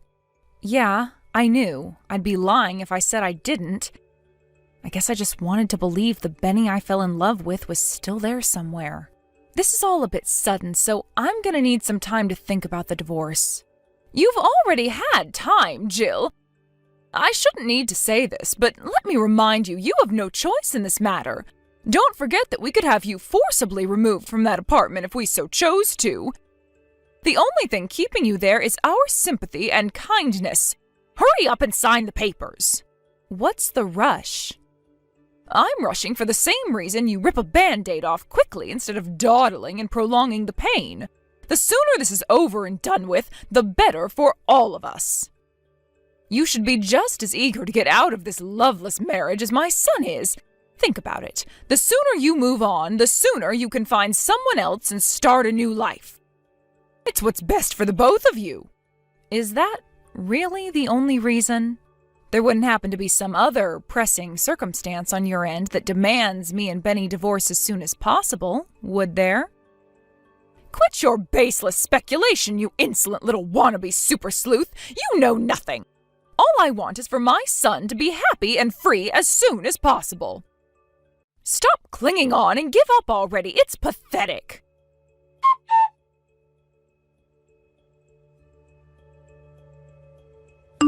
Jill, where are those darn heckin' divorce papers? It's already been 3 days. Already? I think you mean it's still only been 3 days. 3 days should have been more than enough time for you to sign on the dotted line. There's only one way this ends, damn it. Stop living in denial. It's tragic. Why haven't you signed the papers yet? Hurry up and sign. Sign them now. Have you still not let go of my son? It's time to wake up and smell the coffee, because he is so done with you. Nothing you could possibly do will change how my son feels. I haven't let go of Benny? I'm sorry, I don't follow. We're already divorced. What are you talking about? What? Really? Yep, I signed and handed in the divorce papers just like you wanted. Oh, you did? Well, that's fantastic. I'm pleased you finally mustered up the courage to face reality and do the right thing. This means my son is finally free. But if you'd already handed them in, you could have at least told me. Are you with Benny now? Has he been with you at your place these whole 3 days? Yes, it just so happens that he's sat right next to me as we speak. He said he has breathing difficulties when he's with you because you're so suffocating. I see. Would you mind passing him your phone? We need to discuss where we go from here. Ah, that's right, of course. There's still the house and the move to take care of. You do have some loose ends to tie up. Give me a moment, dearie. It's me. Mom told me you handed in the papers. You took your sweet time letting go of me, didn't you, sweet cheeks? When will you be coming to collect your things? I want to hurry up and get this apartment sold as soon as possible. I'll stop by and grab my stuff when you're at work. I think it's for the best that we don't see each other. Sure thing. So, this really is the end for us. Still, you really were in a rush to get this over and done with, huh? To tell you the truth, it was kinda hard for me to process everything with how quickly you guys sprung it on me out of the blue like that. I wanted to be free as soon as possible. Life is short and there ain't no time to waste. Is that so? That's funny. You see, there was me thinking it was because you wanted to remarry as soon as possible. What are you talking about? That's crazy talk. Like I'd be in a rush to remarry after everything we just went through. You wanted to get married before she gave birth to the baby, right? I'm sure it would have been worlds of trouble for you to go through a divorce when you had a newborn to think about. Anyway, Benny, enough beating around the bush. Let's hear it. How many months pregnant is your new fiancé exactly? Excuse me? What are you talking about? It's fine. You don't have to play dumb with me. I know everything. Your lovely mother found you another candidate for a bride to replace me with, didn't she? I can hardly say I was surprised to find out. That's exactly the kind of thing she'd do. Wait. How do you... What? A little birdie told me that she was out on the hunt for a new would-be wife to replace me with. She was asking all of her friends and neighbors if they knew of any young, single, fertile women for a blind date with her hunky stallion of a son. I won't tell you who, but one of your relatives was kind enough to tell me all about her little recruitment drive. Seriously? Wow. This is a new low, even for you. You couldn't handle the fact that I'd had enough of you, so you went sniffing around mine and my mom's private affairs. You're a disgrace. Hardly. All I did was say my goodbyes to everyone after you threw the divorce papers in my face. I was just being courteous. It was when I did that, one of your relatives told me about what was really going on behind the scenes, totally without any solicitation from me, by the way. It turns out there are some kind people in your family after all. In their words, Bessie's been trying to find Benny a new wife so she can get rid of you. Oh my god. I can't believe this. I guess they must have felt sorry for me. I'd be lying if I said I wasn't shocked when I found out, but it did make a hell of a lot of sense. Let's face it, it was pretty weird how desperate you were to get the divorce over with before I even had time to process what was going on. I had a hunch you were up to something fishy, and it turns out I was right. My mom chose my new fiancé for me. She said me and her are a perfect match and she's gonna make me happy forever by being the best wife there ever was. You know what? She really is an amazing woman, just like my mom said. That's great, Benny. I am pleased for you. But you should know this counts as having an affair. Did you actually think you were going to get out of this without paying compensation? Do you think someone as greedy and tight-fisted as you can actually bear to see your wallet take such a massive hit? You're not as clever as you think, Jill. We were prepared for the possibility of you finding out about my mom's bride hunt. She'd promised that in the event that you did find out, she'd bear the financial burden. My mom would do anything for me. She's the best. Really? What a wonderful pair of human beings you are. You're lucky to have each other. Well then, in that case, I won't hold back in demanding as much compensation as humanly possible. Still though, I gotta say, I'm impressed at how quickly you got this new girl pregnant. You move fast. She's my type in every single way. My mom really does know me better than anyone. I know it sucks to be you, babe, but me and my new girl are gonna live happily ever after. That's a shame. There was me thinking it was gonna be me and you sharing the rest of our lives together in happiness. I had no idea we'd end up parting ways like this.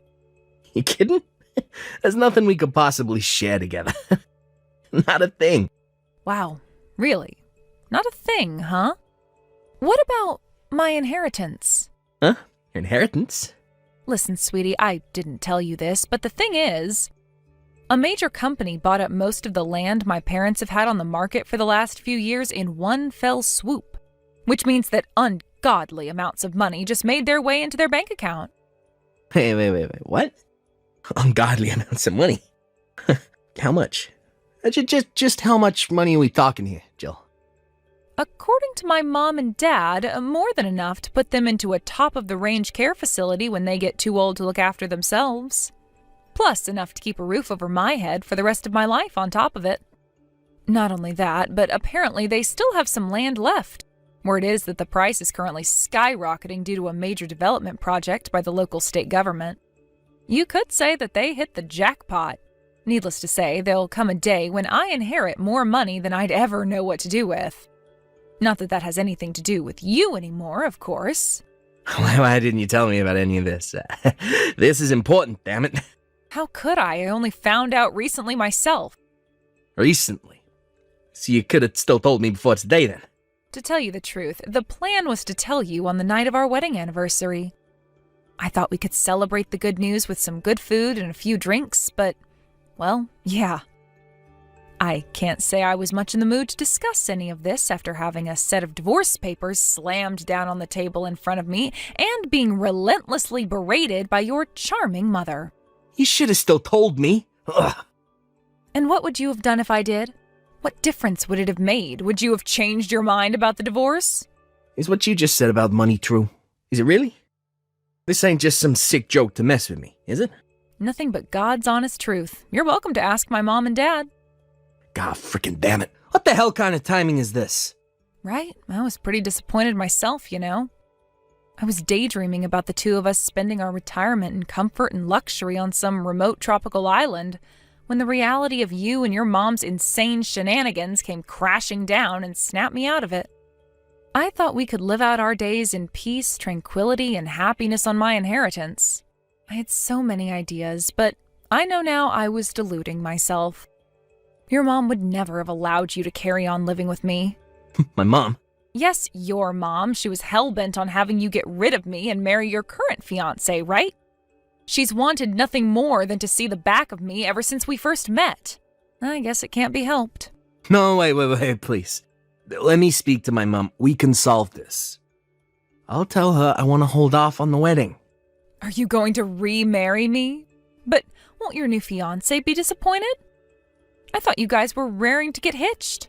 How can you nullify the wedding when you've already got her pregnant? She'll be devastated, Benny. Actually, you know what?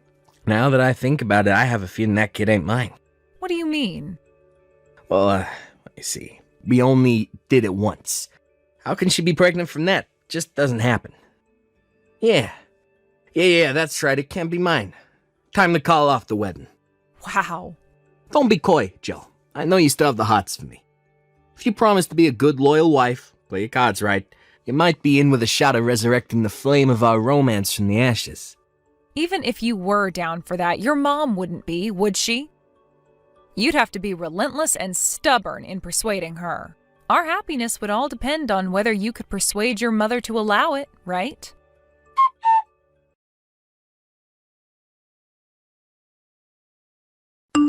Hey, sorry I kept you waiting, sweet cheeks.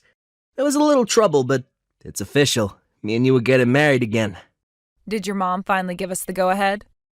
No, just forget my mom. What she thinks is irrelevant. Who gives a heck about her meddling? I somehow doubt it's that simple.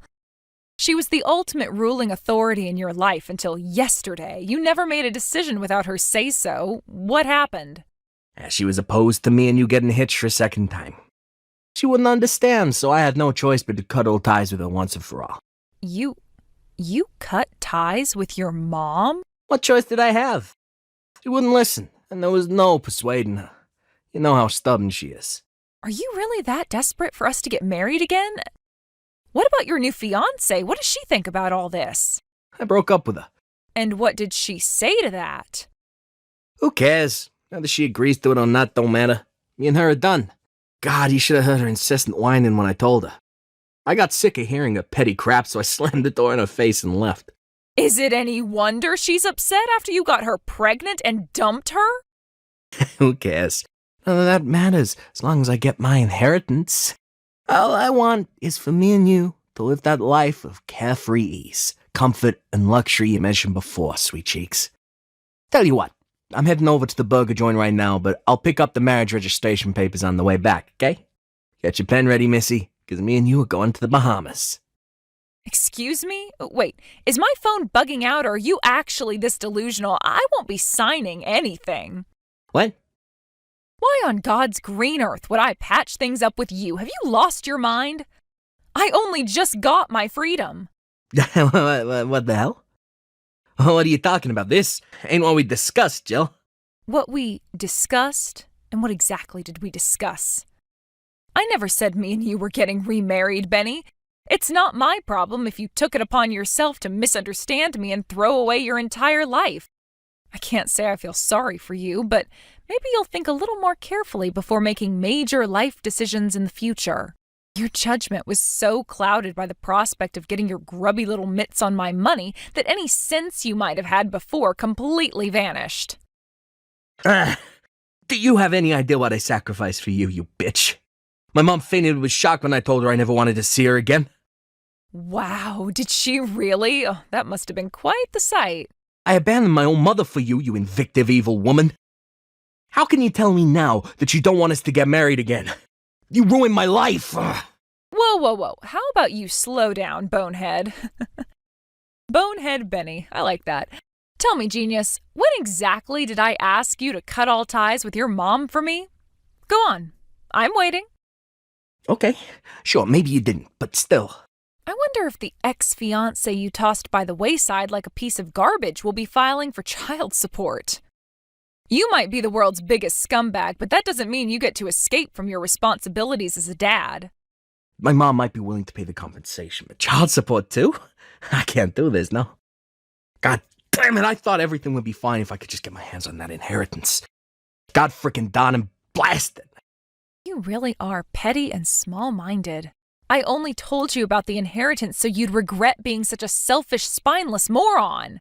I had no idea you'd misunderstand me and dump your new fiancé based on a delusion. You had better do something about this. You deceived my mom and made her cry, you sicko. I'm the sicko? There is one of us who needs professional help here, but it isn't me. You're the one who did this by being so irresponsible, Benny. You made your bed, now lie in it. I gotta say, though, I can't actually believe your mom cried. Is it bad that that makes me happy?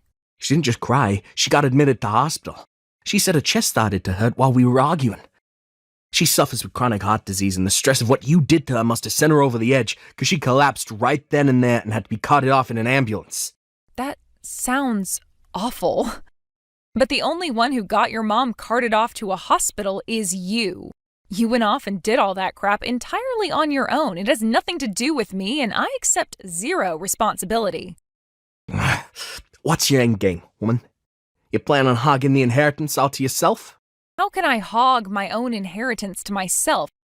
If I'm the sole legal beneficiary, it literally belongs to me, or at least it will. The future that involved me splitting the money with you disappeared the moment you and your deranged mother slammed those divorce papers in my face. God damn it. You snake! You bitch! How dare you trick me! I get you're probably going to struggle with the child support payments to your baby mama, but make sure you don't forget my compensation, okay? If your mom can't help you pay it, then pay it yourself. You can't keep relying on your mommy to wipe your backside for the rest of your life. It's time to grow up. How am I supposed to get my mom to pay for anything when I cut off ties with her? How am I supposed to mend the relationship after what you did? I never answered back to my mom, even once until you started sticking your nose into our business. I was the model son. I've never seen her so angry in my life. You know, I think this could turn out to be the perfect chance for you to fly the nest and finally start acting like a grown man. I'm pleased for you. It's about time you gained some independence. I don't need to fly no goddamn nest. Geez, Benny, aren't you being a little dramatic? She's your mom. Surely you can make it up to her if you really try. But for me and you, this really is the end. I hope you're happy without me.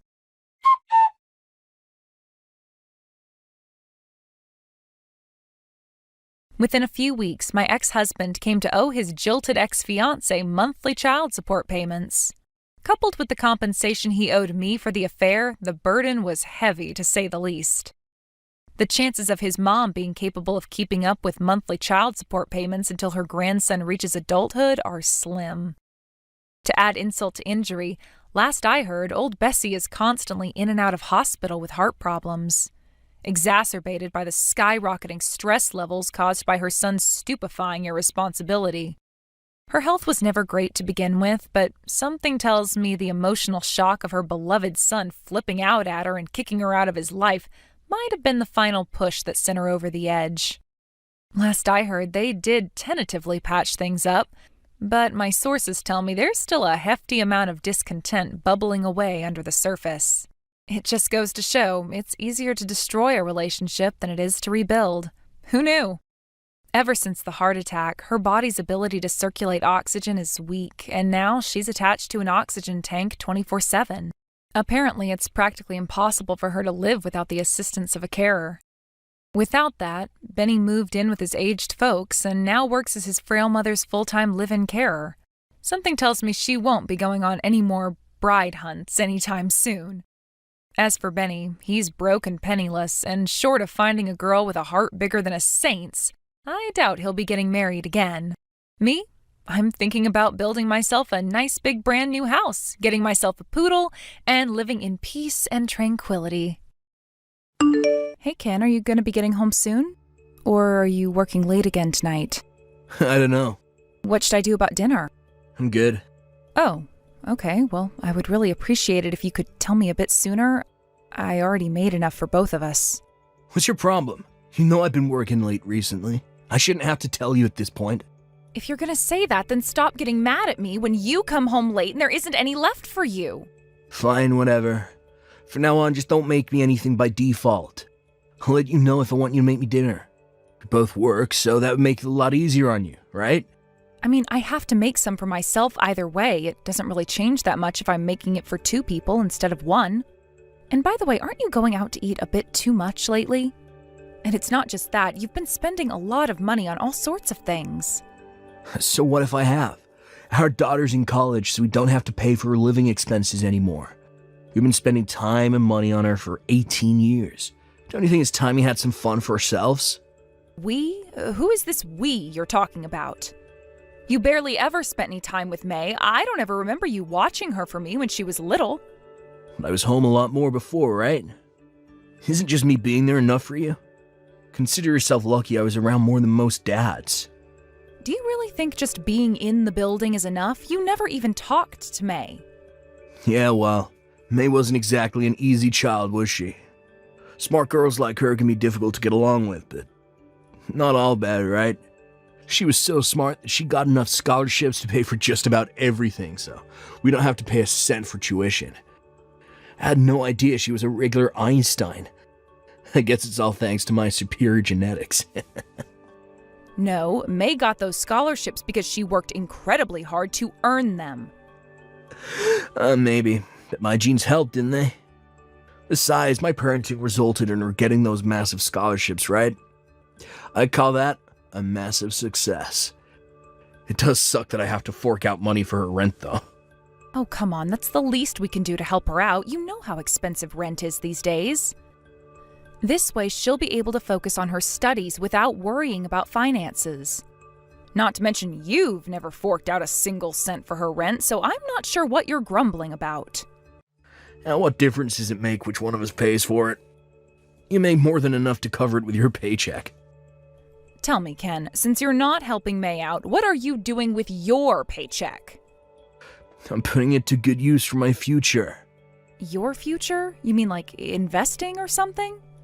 Yeah, something like that.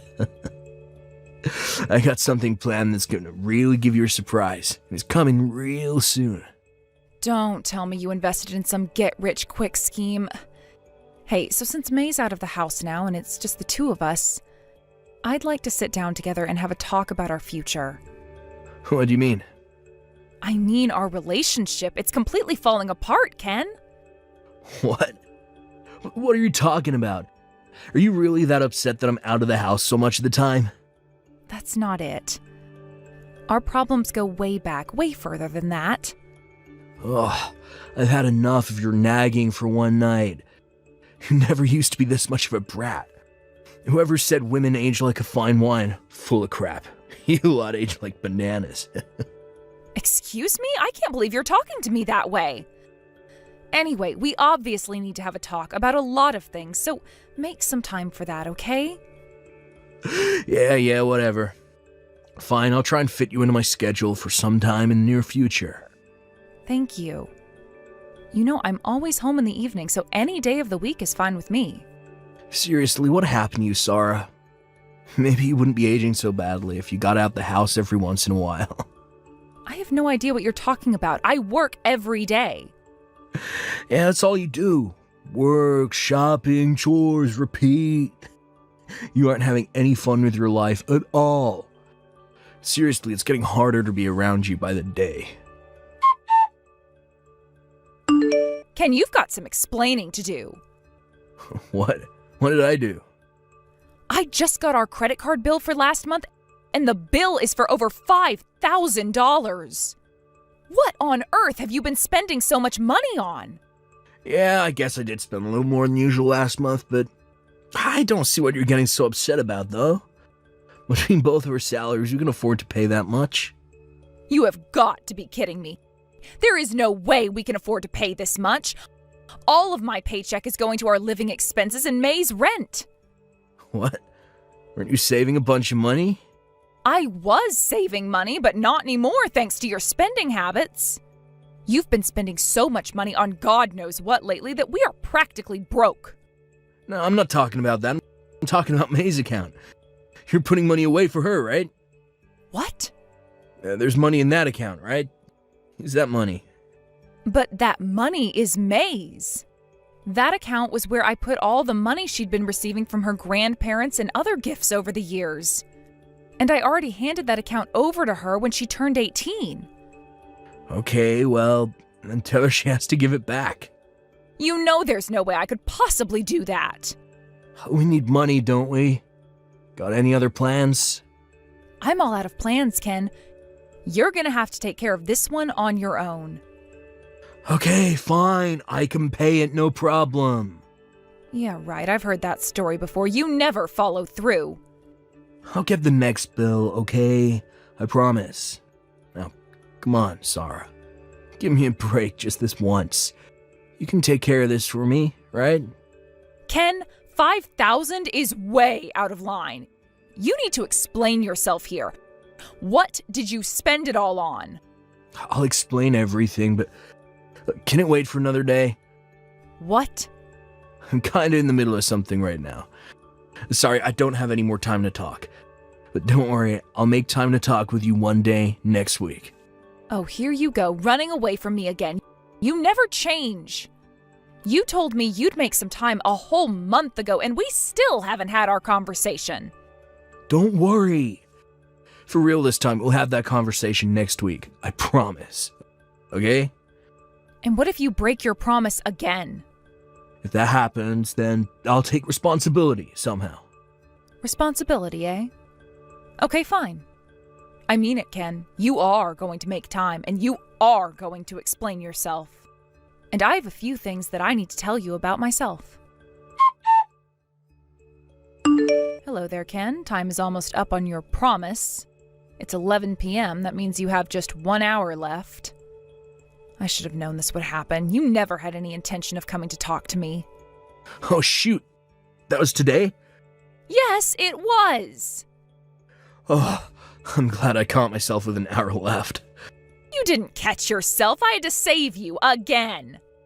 Okay, then. We can talk right now. Fine. So explain that credit card bill, Ken. Yeah. About that. I spent it all on my girlfriend. Your girlfriend? Yep. I got myself a young girlfriend. She's 15 years younger than you. She's still in her 20s. And I'm gonna get married to her, so I'm divorcing you. Wow. I guess you have no intention to hide what you did. Don't worry. I'll make sure you're taken care of. My girl is one of the top hostesses at a local girls' bar. She makes more money in one night than you make in a month, so I'll give you a decent monthly allowance. You'll get it, right? I don't need an old, dried-up hag like you anymore. If I'm a dried-up hag, that makes you a dried-up geezer. If I don't believe you, do you honestly think she's serious about you? With the way she talks about me? Oh yeah, I know she's serious. She's head over heels for me. Women are worth less and less the older they get. But a man's value just goes up and up and up. We men become more, well, refined as we age, you see. I don't think a well-refined man would be talking about women as though their only value is in their youth. That's exactly what I'd expect a bitter old hag like you to say. Oh, and if you ever want to get remarried before you croak, I recommend working on your personality a bit. Oh, that and a hefty amount of plastic surgery. I'll have my lawyer draft up a divorce agreement and send it over to you, so hurry up and sign it. Remember, I don't have any feelings left for you anymore, so don't bother begging me not to leave you. As if I would even want someone like you. Go ahead. Try and put on a tough face, but what are you gonna do without me? You got nothing without me. I have my job and my daughter. Honestly, with you out of the picture, I think my life will start going much better. You may have stolen my thunder a bit, but that conversation I wanted to have, it was about me divorcing you. You're so pathetic. You actually think I believe that? A woman in her 40s divorcing her meal ticket. Give me a break. Admit it, you're so terrified you're shaking right now. You can think whatever you want about me. I intend to take full custody of May, by the way. And I'll be suing you for your affair, too. I'll be talking to my lawyer about that and your divorce agreement when it gets here. Let's just make it quick, alright? I'll send it over in the next few days. Oh, and don't worry, you can take full custody of May. I don't care. You really are the lowest of the low, Ken. Hey, you should be grateful to me. I took care of you for 20 long years, didn't I? I'm a regular saint for putting up with you as long as I did. You think I should be grateful for you treating me like trash and cheating on me? Hey, don't blame me for cheating on you. That's all your own fault. What? My fault? Obviously. You completely stopped taking care of yourself. You just allowed yourself to transform from a young and beautiful girl to an old, ugly woman. You got no right to be upset at me for trading up to a newer model. This is all your fault. You want to be mad at someone? Look in the mirror. Hey, Sarah. Where are you right now? Are you joking? I'll never tell you. Oh, come on. How long you gonna act like that? Whatever. I'm over it. So you can come back home now. I cannot believe you just said that. You're thrilled, I know. What's the matter with you? I thought you said you were getting married. Yeah, well, that was a lie. I got mad and just kinda, started talking. You said you had something you wanted to talk to me about anyway, right? We can talk about anything you want once you're back home, so pack up your stuff and get back here. We're already divorced, Ken. What? You sent the divorce agreement, I signed it, and submitted it to the courthouse. Wait, I only sent that thing over a few days ago. Yep, it got here yesterday. And I signed it right away and took it down to the courthouse. You what? Why didn't you tell me you did that? You told me in no uncertain terms that you wanted me to do it as soon as possible. Yeah, well, I didn't think you would actually do it. Well, we can get remarried then. Not a chance. I wanted to divorce you too, remember? I told you that a week ago. Wait, so you were serious about that? Yes, that's what I was trying to tell you. Sorry. I'm so sorry. Look, I thought you were still in love with me. Don't be ridiculous, you narcissist. Well, you have to have at least some feeling left for me, right? Nope, none at all. That's why I was so eager to consent to the divorce. I was concerned that you would fight the divorce since you've been using me as a walking piggy bank for years now. But when you actually came out and suggested a divorce yourself, I couldn't believe my ears. I was dancing all the way to the courthouse when I submitted our divorce papers. Sorry, hey, can we talk about this as adults? I need to explain the situation I'm in right now, okay? So, and of course, I also wanted to tell you how sincerely sorry I am. I'll pass. We're officially divorced, so there's no longer anything holding us together. We're basically strangers now. I no longer care where you go or what you do, just so long as it doesn't involve me. Oh, and of course, I will still be expecting your monthly alimony payments, however. You must have gotten the demand from my lawyer, right? I can't pay it. Your little girlfriend dumped you, didn't she? I knew that would happen. You knew? How'd you know? Wait, did you say something to her? What did you do, Sarah? I didn't do anything, you psychopath. Listening to your story told me all I needed to know to predict a breakup in your future, that's all. You don't know anything about me and her.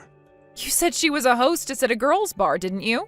You paid a woman to talk to you like you're the most desirable man on the planet, and you actually believed her when she lied to you. Oh my God, I can't imagine how embarrassed she must have been while talking to you. It must have been so awkward. It's not like that. She was actually in love with me, but, well, you know what those young hostess girls are like. They're always changing their minds. One day she got in a bad mood and told me she was breaking up with me. Oh goodness, you're saying she broke up with you out of the blue? That sounds exactly like a certain someone that I know. Hey, don't compare her to me. Look at me now. I'm here right now and talking to you honestly and openly, aren't I? Unbelievable. Just 1 week ago, you told me you were ditching me for some young floozy, and now today you're desperate to get me back into your life? How am I supposed to take you seriously when you behave like this? I'm doing this for your benefit, Sarah. I know you must miss me. Sorry, but nope. I'm happier than I've been in years right now. And I'm not about to go and ruin my newfound happiness by getting back together with the likes of you, Ken. Seriously, Sarah, let's meet up in person and talk this over. We need to have this conversation face to face. I don't want to hear that from you. How many times did I ask you to make time to have an important discussion with me, and now you're making me do that via text? Look, I'm sorry about that, I am. It's way too late for stories, Ken. Do you really not see any chance of us getting back together? I mean, we were together for 30 years, Sarah. We have a daughter together. Think about all the memories we made. You can't really be fine with just throwing all of that away. Nope, I am totally fine with throwing it all away. I have absolutely zero regrets. This is what you get for treating me and May like we mean absolutely nothing to you for all these years. Oh, and just so you know, May is also 100% on board with me divorcing you. This doesn't make any sense. If that's really how you felt, why didn't you divorce me sooner? I've been staying out until all hours of the night and making you pay for all our living expenses for years now. This isn't a recent development. There's no way you would have put up with all that for this long unless you truly, really love me. Oh, you really are clueless. You want to know why I've put up with your nonsense for so long? It's because I wanted to wait to divorce you until the moment that it would hurt you the most. You, what? At the very latest, I was planning to divorce you once May was out of the home. I've been talking about this with her for quite some time as well. She said that she didn't want to have to deal with changing her last name while she was still in high school, and that she wanted me to wait until she was going to college. I don't believe it. That's really why you waited so long? Yes, that's it. However, about 6 months ago, I found out that you were having a bit of a thing with some hostess you met at a bar, and I got to thinking that this could make things much, much more interesting for me. And then when you said you wanted to get a divorce, I knew this was my chance and I had to take it. Wait, you knew about that? What else was I supposed to think when you wouldn't come home until well after midnight every day of the week? And then there's the issue of your credit card bills. Not to mention the fact that I had been finding napkins and receipts from that bar in your pocket while doing the laundry. I also saw some thank you letters for all the gifts you'd been giving her. You went through my pockets? That's a violation of my privacy. How dare you? Excuse me? If you didn't want me to empty your pockets, you shouldn't have asked me to do your laundry. All you had to do was just throw that stuff away before you put your clothes in the hamper. Look, Sarah, I'm really sorry. I messed up. I'm an idiot. I realize that. Could you please choose whether you're going to be indignant or apologetic? It's getting hard to follow your constant mood swings. It's obvious that if I did you the favor of getting back together with you, you'd just end up using me again. So, no, there's no possible way I am ever marrying you again, so give it up. Sarah, I'm really sorry. I'll change, I swear. No, you aren't, and no, you won't. If you were even slightly remorseful, you wouldn't be begging me to take you back like this. Your leaving has made me realize how important you were to me. Oh, that's an excellent line. Tell me, what movie did you hear that one from? I think you should take some time to think about how uncaring and self-important you've been for all these years. Maybe one day you'll come to learn that you shouldn't take the people who are the closest to you for granted. Sarah, I don't know how I can go on living like this. Yeah, me either. You've got your credit card debt and your payments to me from my lawsuit. Exactly. The credit card company called. They're closing my account. Why couldn't you just pay the bill for me? Why should I have to pay for money I didn't spend? That was all your spending. We're divorced, so none of that is my problem anymore. Please, Sarah, I need you. Don't leave me like this. I will never do anything to help you ever again for as long as I live. I see through your little plot. You're just trying to get out of having to pay me the divorce settlement money. Oh, and you're also trying to get me to pay that credit card bill for you. I told you I can pay the credit card bill by myself. Even if that were true, which I doubt, that still wouldn't change the fact that you only want me around to get me to pay for your lifestyle. Couples have to support each other, right? That's the way a marriage works. Then tell me, what have you ever done to help me or May out? What have you ever contributed to this family? I told you I'm sorry. I'm sorry for treating you so terribly for the 20 years we've been married. I swear on my life, I'll never betray you again. I'll make you happy. You can count on me. I even won't call you a dried-up old hag anymore, okay?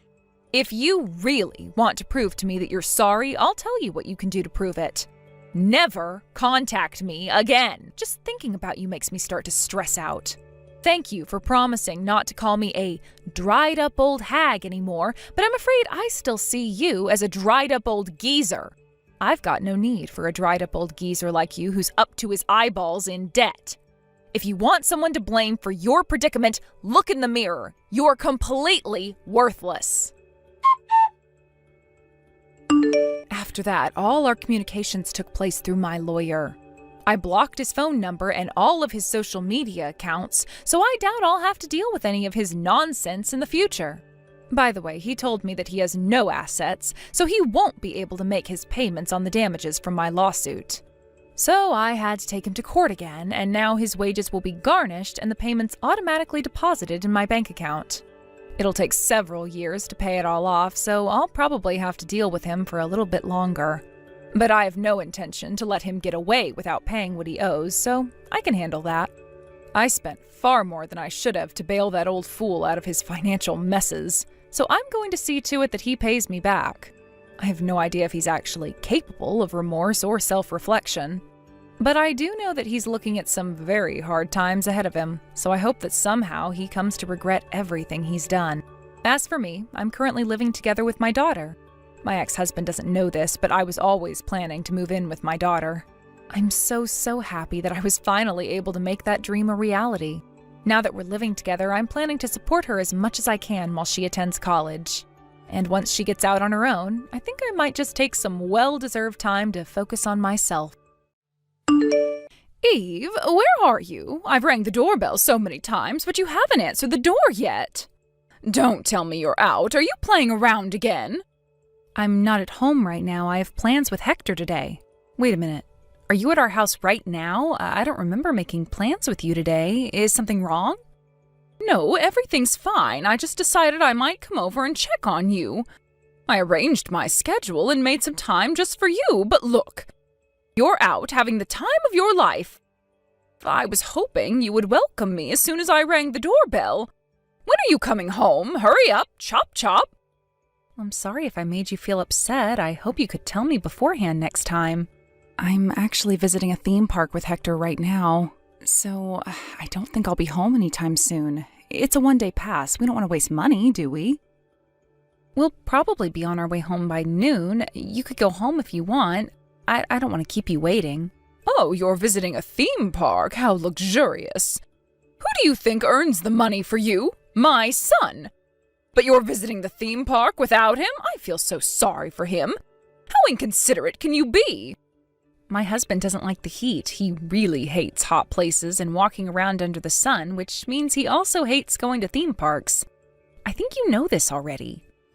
That's why we didn't come with him. We invited him, of course, but he said no. He told us to go and have fun with just the two of us, mother and son. Oh, my son has such a kind heart. I doubt if you really deserve to be his wife. I bet he's working really hard in his office right now while you're playing at the theme park. How can you have fun while your husband is suffering from a heavy workload? How kind can he be to allow you and your son to go out and play when he has work? Oh, my son is too kind sometimes. Yes, he is really kind. I'm so lucky to have him as my husband. I've never met someone kinder than him. He's a great father and husband. I assume Hector is having his summer break, yes? Back in the old days, I remember helping my family when I was on summer break. I barely had time to rest. Are you making him study? Don't tell me he's been playing games and going out every day. He should be studying and preparing for his entrance exams before it's too late. I've heard about so many students who regret not studying earlier. Yes, he's also studying. He's a very responsible boy. You should be proud of him. But he has to take breaks occasionally or he'll be stressed out. Having too much stress leads to shorter concentration spans and inefficiency. Occasionally, I don't think so. You're taking him out to play more than that. He's basically doing whatever he wants every single day. Can't you take better care of your son? I honestly can't believe you call yourself a mother. I bet he's playing soccer all day long in the fields. What's the point of letting your son play sports more than necessary? Are you trying to make him a professional athlete? Don't be ridiculous. I'm not being ridiculous. I just want to be a supportive parent. He's really motivated and enjoys playing soccer. He might dream to become a professional soccer player in the future. But he also promised me to study every day when he comes back from practice. He knows how important studying is. He's actually pretty smart, you know. Oh, really? My son used to study 3 hours a day when he was that age. Let me tell you, homework is clearly not enough to build knowledge. He has to study on his own, right? It's important to review the material, but also to study about new topics beforehand. My son did exactly that when he was a student, and he always got the top scores at school. Hasn't he told you that? I guess he's being humble. Is Hector doing the same? I bet my son taught him to do so. No, not exactly the same. I do admit that my husband was very hardworking, but that's a heavy workload. I don't want to pressure Hector too much. He's doing his best. I think that's what's more important. Do you know what's the most important? The result. The outcome is the most important, okay? There's no point if you can't achieve anything. That might be true, but Hector is still an elementary school student. I think it's important for him to have fun and try out many things. I want him to try doing anything he's interested in and curious about. He might find what he really wants to do or study in the future. I don't want to take away such a valuable opportunity. He really enjoys playing soccer, and his coach told us he's very talented as well. He has skill and talent. I think it's worth giving it a try. Listen, children have to start studying from an early age so that studying becomes a habit. It'll help them in the future, I guarantee that. The more knowledge, the better. Hector told us he wants to pursue a career as a professional soccer player, so he's practicing very hard every day. His coach is very supportive of his dream. Both my husband and I want to be supportive of his dream as well. If he's taking it seriously, we should also trust him and give him the best support we can as parents. We'll also encourage him to study so that he'll have different options to choose from if it becomes difficult for him to pursue a career as a professional soccer player. But I think he has the potential to become a pro. Oh no, I cannot believe it. You're choosing sports over study?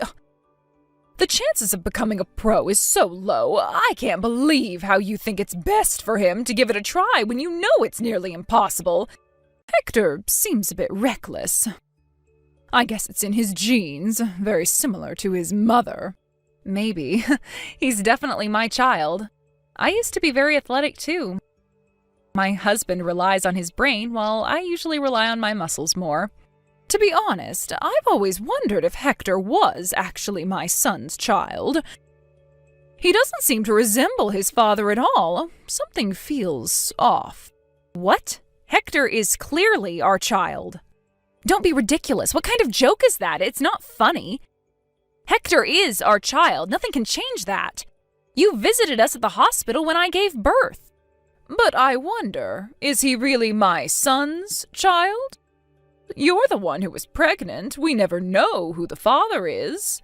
Hector doesn't look like my son at all, and his personality also doesn't resemble him at all. If he was really his son, he should have more similarities with his father, don't you think? He looks exactly like you, has your eyes, nose, lips. He would have looked more handsome if he resembled his father. I feel sorry for him. Don't be so mean. I'm not that ugly. My husband might be handsome, but I shouldn't be that bad either. And many people have told us that Hector looks like his father, so I don't think he has similar facial features as me. I thought you said so too when you saw him at the hospital for the first time. He hasn't changed much, in my opinion. I thought he resembled his father when he was just a baby. He looked exactly like my son when he was a baby. I was so excited about how handsome my grandchild might be in the future. But look, day by day, he started resembling you. I was scared to meet him because he always looks more like you compared to when I saw him last time. My son has been a smart child since he was little. He was always the top-scoring student at school, and everyone looked up to him. On the other hand, your son only excels in physical education. Didn't he fail in some of the subjects? My son always got 100 on his tests. It's true that he's exceptionally good at sports. He might not score 100 on all his tests, but he certainly gets an A+ for physical education. I think it really depends on the child. Everyone has their own strengths and weaknesses. Everyone is talented in a different way, and Hector is talented in the athletics field. I don't think this is a bad thing. I like to take things positively, and I'm glad my son was able to find something he really wants to pursue. It can be quite difficult to discover what your passion is. Hector can start studying from now. It's not too late. He has plenty of time until his entrance exams. He might even get a sports scholarship in the future. We shouldn't be stressed out too much yet. Oh my, how can you be so carefree? Time is limited. Considering Hector's low test scores, he really has to start studying from now or he won't make it in time. He'll be the one who'll suffer in the future. If you're so carefree and unserious about his studies, your son will have to pay the price when he gets older. It's your responsibility to educate your child. You have to look after him and guide him so that he wouldn't have to suffer in the future. Do what's best for your son, okay? You don't want him to have a hard time when he gets older, do you? You should start taking this seriously. You might ruin his life. I hope you realize the importance of studying before it's too late. I'm taking it very seriously. I'm his mother, of course. I wish the best for him. I'm planning ahead, and after having discussions with my husband and son, we decided that it was best for him to prioritize soccer practice. I want him to do what he wants in life. If he wants to become a soccer player, that's my goal too. The best we could do is make an environment where he can fully focus to achieve his goal. What are you saying? Stop with all the nonsense. I really can't understand what you're thinking. You definitely did not consult my son, did you? He would never have approved of such a stupid education plan. He knows how important studying is. As I told you, I had multiple discussions with my husband about it, and we all came to the conclusion that it was best to focus on his strengths. We both think that's the most efficient way. What we value the most is how hard he worked towards his goal, whether that's related to sports or studying. Are you sure my son said that? I bet he's just trying to make you feel good by agreeing to what you say. He definitely disagrees inside. He knows how important it is to study. He should be aware that he's able to be in his position today thanks to all the hard work and devotion. But he told me he regrets how he spent his childhood just studying. He said he should have tried out many different things to find out what his interests were. He told me he really wanted to try playing many different sports because he rarely had the opportunity to go out and play. Excuse me, what did you say? Are you insulting me right now? Are you criticizing how I educated my son? How dare you? You're saying that because I made him study all the time, took away valuable opportunities for him to go out and play sports, my son regrets his childhood? You're trying to tell me that it's all my fault that my son wasted his childhood, correct? No, that's not what I'm trying to say. Let me clear things up. No, that's what you're thinking deep down. You don't like me. You hate me for my stupid educational views. Talent, strength, don't be ridiculous. You're just spoiling your child, telling him to just do whatever he wants. If he doesn't want to study, you won't force him to because you think that's best for him when it's clearly not. You're definitely making a mistake in the way you're educating your child. You'll regret this very soon, I know it. I can imagine you begging for my help. Your family will come across a huge problem in the near future, and then you'll finally realize your mistakes. I'll be careful so that my family won't be like that. Thanks for your advice. By the way, you told me you visited our house. Have you gone home now? Please do so if you're still waiting. Why did you visit us without telling us beforehand? I would have served you a cup of tea if I knew you were coming. Why would anyone be waiting outside for so long? I called a cab a while ago and I'm already home. I completely forgot to tell you this, but I visited to share with you some food. Well, it's a pity because none of you were at home. How sad. Oh, I see. Oh, thank you for your consideration. And I'm very sorry I wasn't able to greet you at the door. Please come by again next time. If you can contact us beforehand, I'll make sure to be at home when you visit. Oh, don't worry, you don't have to apologize. I left the food by the door, so make sure you give it a taste when you get home.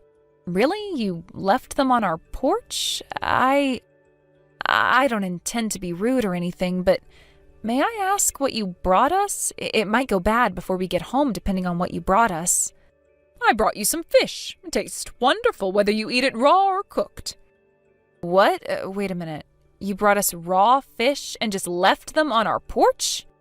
Yes, but it's packed in a bag, so don't worry. I wouldn't just leave it bare on the porch. Some fresh mackerels were on sale at the local market, so I bought a bunch of them. I've never seen them so cheap. And it gets cheaper the more you buy it, so I had no other choice but to buy them. I can't miss such a wonderful opportunity.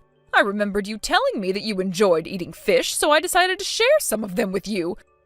I wouldn't have been able to finish all of them. I do like fish, but I don't think that's the best idea. Let me double check. Did you leave some raw fish by our door on a scorching hot day? I don't think that's a good idea. I think they'll go bad by the time we get home. I don't want to waste food, but we'll get sick if we eat them. Oh, really? Do you think they'll go bad? Oh, that's a shame. I'm sorry, I thought you would come home soon. I guessed they wouldn't go bad if they were kept there for just a small amount of time. Who knew that you were visiting a theme park? You're the one who should have told me beforehand about your schedule. And you said earlier that they're packed in a bag. May I ask what kind of bag? They might survive the heat if it's cooled inside the bag. Oh, I put them in a plastic bag. I closed the lid so that it won't get dirty. A plastic bag? Okay. Are they just in a single bag, or did you use several bags, to prevent leaking and everything? I just put them directly into a single bag. One bag is enough, isn't it? I hung the bag on the bike that was parked in front of the porch. It's hung vertically, so nothing should drop out. Just a simple plastic bag. Got it. I would have preferred it if you'd used multiple bags. Oh, I'm sorry. I didn't mean to make you angry, and it's also good for the environment to use less bags, no? I just wanted you and your family to enjoy some nice fish. It was all out of kindness. Please do understand that. Yes, I'm very thankful for that. You're very kind, but we won't be home by noon. We can't just head home now. Today's a very hot day, so I think it'll go bad by the time we get home. I really appreciate that you got them for us, but I think I'll have to dispose of them when we get home. I hope you understand. Oh, I understand. We have no other choice. Although I can't deny that I'm a bit disappointed. Go on, don't worry about me, and just get rid of them. Okay. The smell must be overwhelming when you get home. Fish goes bad quickly. It must stink a lot. Maybe you'll find a group of flies flying around your door, or even worse. Uh-oh. Oh no, it gives me shivers just by thinking about it. Good luck on cleaning up the mess. Yes. Thank you for stopping by. Hopefully I'll try to get your gifts next time.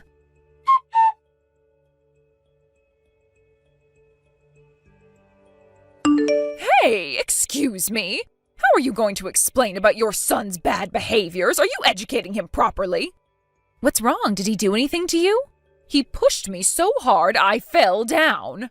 Now I'm injured. How are you going to take responsibility? How dare he hurt his own grandmother, that wicked boy? Huh? Did Hector really do that? Can you tell me what happened in detail? I just visited your house to share with you some of my cooking. I cooked more than I can finish, so I thought I might share them with you. Then it turns out that you're out shopping for groceries, so I asked Hector to let me in. Okay, and what made Hector push you and get you injured? It was so sudden, I have no idea why. He pushed you suddenly? I was just putting the meals in the fridge so it wouldn't go bad. Once Hector saw me doing that, he suddenly started making a tantrum and shouted at me to leave. He told me to bring home my cooking as well. Then he dragged me to the door and kicked me out. I can't believe what just happened. Such a mean child. I am very sorry about that. Now I'm hurting all over. I'm scraped all over the place. I cannot believe how mean my grandson grew up to be. Are you sure you're teaching him manners? He has absolutely no manners. I'll make sure to talk to him about this. I think he has his own reasons. Let me discuss it with him. As his mother, I am confident that he is a very kind boy. But he hurt me, and that's an undeniable fact. It's all because you're not educating him properly. Make sure to teach him some lessons. Reprimand him when you get home. And make sure to bring him to me. He must apologize for what he's done to me. Yes, I'll talk to him when I get home. I'm very sorry about your injury. About the apology, could you please wait a moment? Oh, you're spoiling your child too much. I am very worried about his future. I bet he's going to be a very rude and mean adult. Look at his mother. It's no wonder he's like this. You're the reason why he grew up to be a wicked child. I'm really sorry. I'll talk to him about it. I'll be home right away to have a chat with Hector. Yes, you should. Tell him his grandmother is very hurt. Tell him until he understands his mistakes.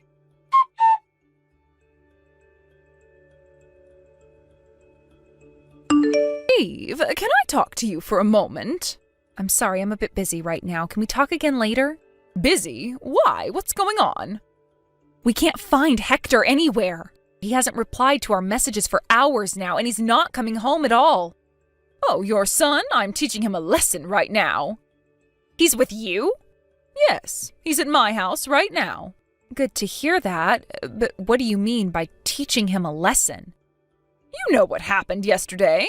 So, I thought I might teach him a lesson directly. I didn't want him to be a criminal in the future. We can't just let him be rude like that. What? What are you doing to him? Oh, nothing much. Just made him stand for a few hours. And gave him some whips when he complained or tried to escape. Excuse me? Wait a minute. Are you punishing him? Please stop. He's still 7. How can you be so harsh on him? Life is not easy. He has to learn his lesson. Until he admits that he made a mistake. After making him stand, I locked him in a dark room to reflect on himself. But he kept on crying like a baby in there. Now he's quiet, so I guess he finally realized his mistakes. How can you be so mean to him? Say your prayers now, you wicked mother-in-law. You can't just punish him like this just because you hate me and my son. What did you just say? Did you call me wicked? Answer me, did you just call me wicked? Yes, so what? I can't believe it. You just called your mother-in-law wicked. Now it's clear that Hector took after your evil traits. About yesterday, my son was not just being mean to you when he kicked you out of the house. I talked to him, and I now know that it was all your fault. What? Are you blaming me? Yes. What did I do? I just visited your house to share with you some of my cooking. The meals you brought yesterday, I heard that they all included what I'm allergic to. Salads with nuts, cakes with nuts. My son told me that they all had nuts in them, but is it true? Well, yes, but I didn't know you were allergic to nuts. You know I'm allergic to nuts. I've told you so many times. My husband has also been telling you that. There is no way you didn't know. You brought them on purpose, am I right? I don't know. I don't remember. I must have forgotten. I'm getting old. There was a time I fainted in front of Hector when I accidentally ate something with nuts inside. My allergy is deadly. I could die if I consume them. That's why Hector got angry yesterday and forced you to leave. Are you trying to justify violence? He could have just told me kindly about your allergy. I'm sorry he got a bit violent with you, but I bet he felt like you had evil purposes. Evil? What, are you trying to say I'm doing these things on purpose? Let me ask you a question. If you're not trying to be mean on purpose, what are your intentions? I know you're being mean because you hate me.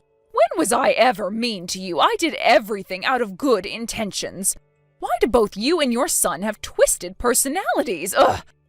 You always pretend like you have good intentions. How are you going to explain about the fish you brought the other day? What about the fish? I brought them to you out of kindness. I wanted you both to eat good food.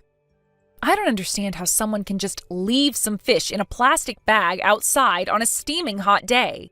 Everyone knows they're going to go bad in a few minutes. It's nothing surprising. Can you imagine how hard it was to clean up the mess? The smell was so awful, bugs crawled all over, and I was crying while I cleaned the mess. My son couldn't believe what he was seeing. It's your fault for not coming home early. I didn't do anything wrong. If no one was at home, people usually bring it home. It's common sense. No one would just leave them to rot in the sun. It was blazing hot. Then I must be abnormal. Okay, you want me to apologize? Sure, I'm sorry. No, that's not the point. I know you're abnormal. That's pretty clear. You were just being evil when you brought the fish and left them in front of the door. You've been mean to me countless times in the past, sometimes even worse than this. My son knows that too, and that's why he kicked you out of the house. He thought I might get in danger if you stayed there longer. He was trying to protect me. You're trying to make me the villain here. I shouldn't have agreed to letting you marry my precious son. I don't like you. I don't like your son. I hate you both. I don't care if you hate me. I don't care if you're mean to me. But I don't want someone like you who enjoys being mean to others to badmouth my son. I am proud of my son, and I love him.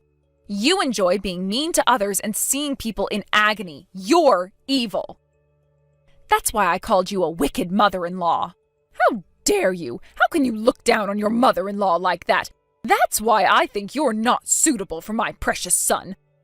Look at your son, too. Both you and your son are wicked, in my opinion. Reflect on your own actions before you call us wicked. You kidnapped my son and hurt him. I bet you had so much fun seeing my son in pain. Do you realize what you did is a crime? You're a criminal. Why do you think I had fun punishing your son?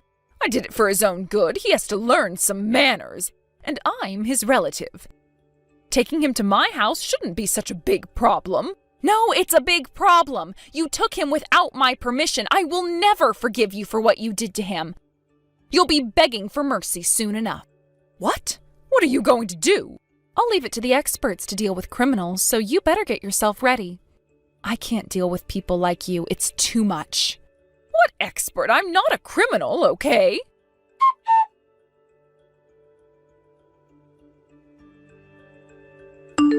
Hey, how dare you call the police on me? What do you think you're doing? I did what I had to do after my son got kidnapped and was hurt. I have to report to the police. Don't make me a criminal. I didn't do anything wrong. I don't know what the police thought after you called them. My house was suddenly surrounded by 3 police cars. 3? Wow, that must have been a shocking view. Sounds like a suspense movie. I bet your neighbors were very surprised to see that many police cars in front of your house.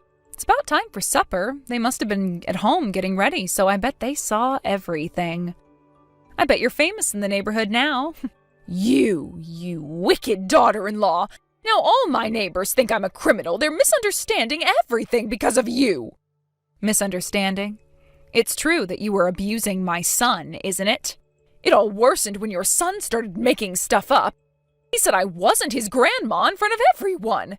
Can you imagine the cold stares I got from the police?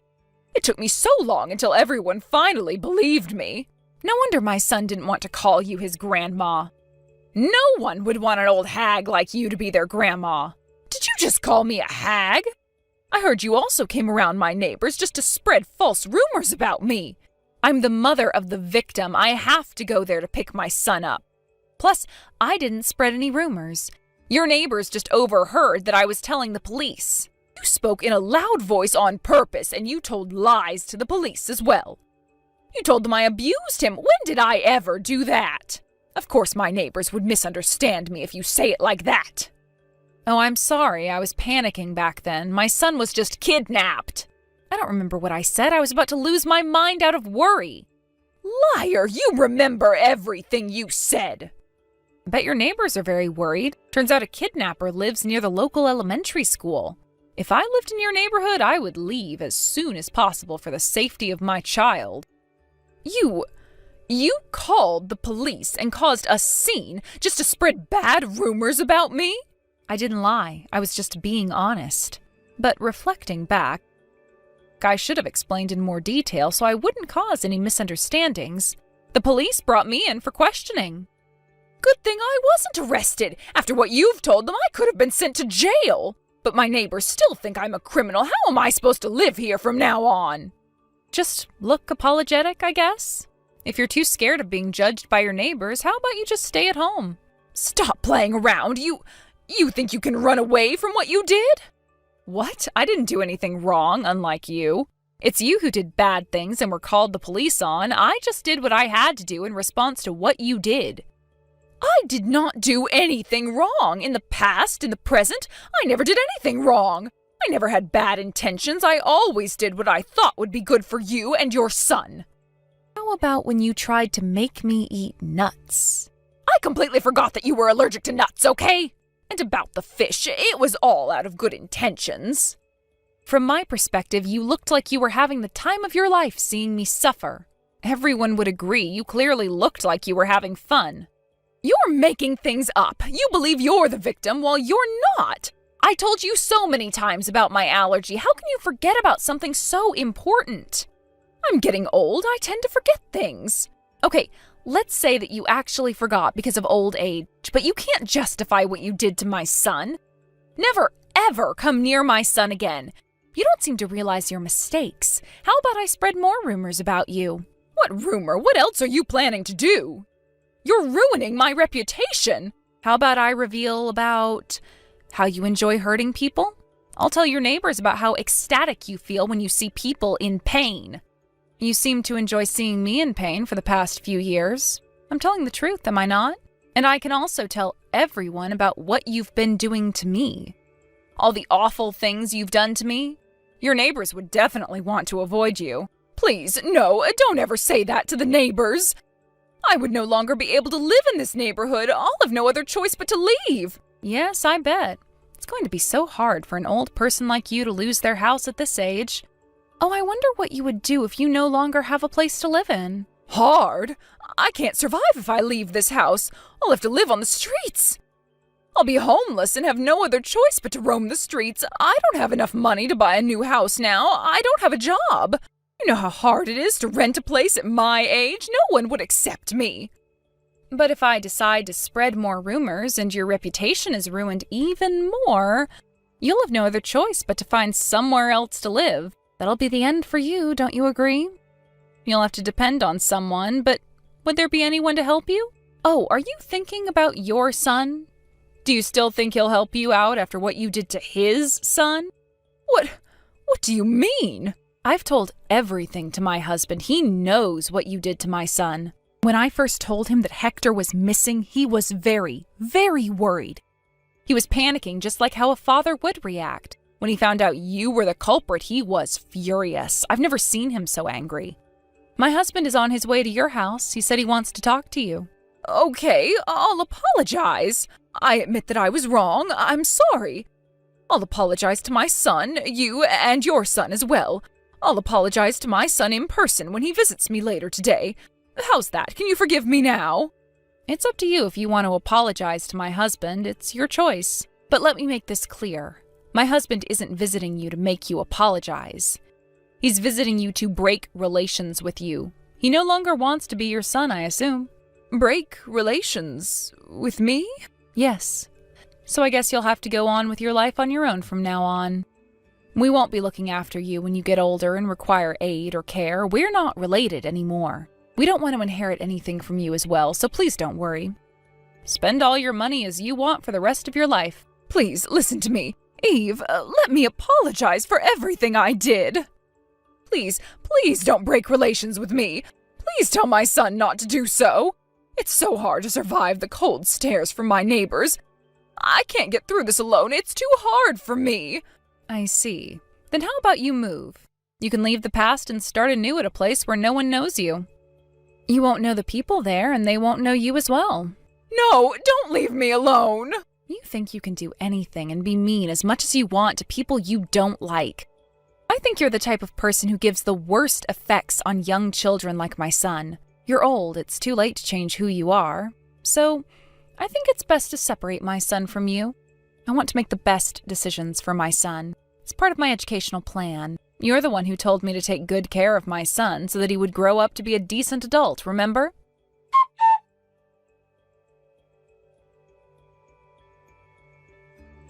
After the incident, the neighbors got scared of her, and several of them stood up to kick her out of town for the safety of the children. When she was told to leave town by the leader of the city council, she was very shocked. She tried to convince the neighbors that it was all a misunderstanding, but it's an undeniable fact that she abused my son. The neighbors had caught her dragging my worn-out son out of the storage room the other day. I doubt they'll ever believe her again. To no surprise, she faced a lot of criticism from her neighbors. She got scared of the cold stares by her neighbors and barely leaves the house nowadays. A lot of her hair fell out and dark circles were under her eyes because of stress and lack of sleep. Her neighbors now describe her as a witch or ghost from her appearance. Little kids in the neighborhood think she lives in a haunted house and rarely go near it. But no matter how much criticism she receives, she continues to live there as if she's clinging to it for dear life. We've been told about the huge amount of criticism she's been receiving by her neighbors, but it's not our problem. We're no longer related to her. On the other hand, we're finally living in peace. Now that we've broken relations with her, it took some time for my son to heal from what he experienced at his grandmother's house, and we did everything we could to help him recover from the trauma. Now he's recovered and is back to his energetic self, but I know he now has a wound in his heart that would never heal. After we broke relations with her, my son told me that I also look happier and more energetic. I was trying my best to not take things too seriously, but I guess I was mentally hurt from what she's been doing to me. It is our motto to value our son's opinions at all times, and we will continue to do so in the future. We sincerely hope that he grows up to be an honest and kind adult. Thank you for watching. Don't forget to hit the like button and subscribe to the channel.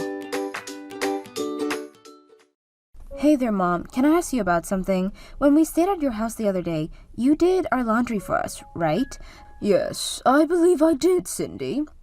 Why do you ask?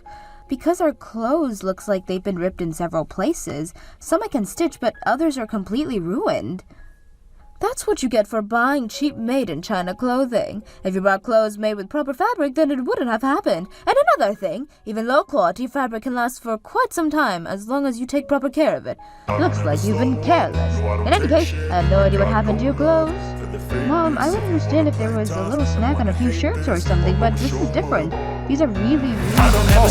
I don't take shit. I got no love for the fakeness. If you wanna play tough and wanna hate this, I'll always show up and make a statement. I don't ever slow up. No, I don't take shit. I got no love for the fakeness. If you wanna play tough and wanna hate this, I'll always show up and make a statement. Everything I do so instinctive and so passionate. Every word I move so descriptive like an adjective. I got a vendetta against people who patented being negative when you should be getting after it.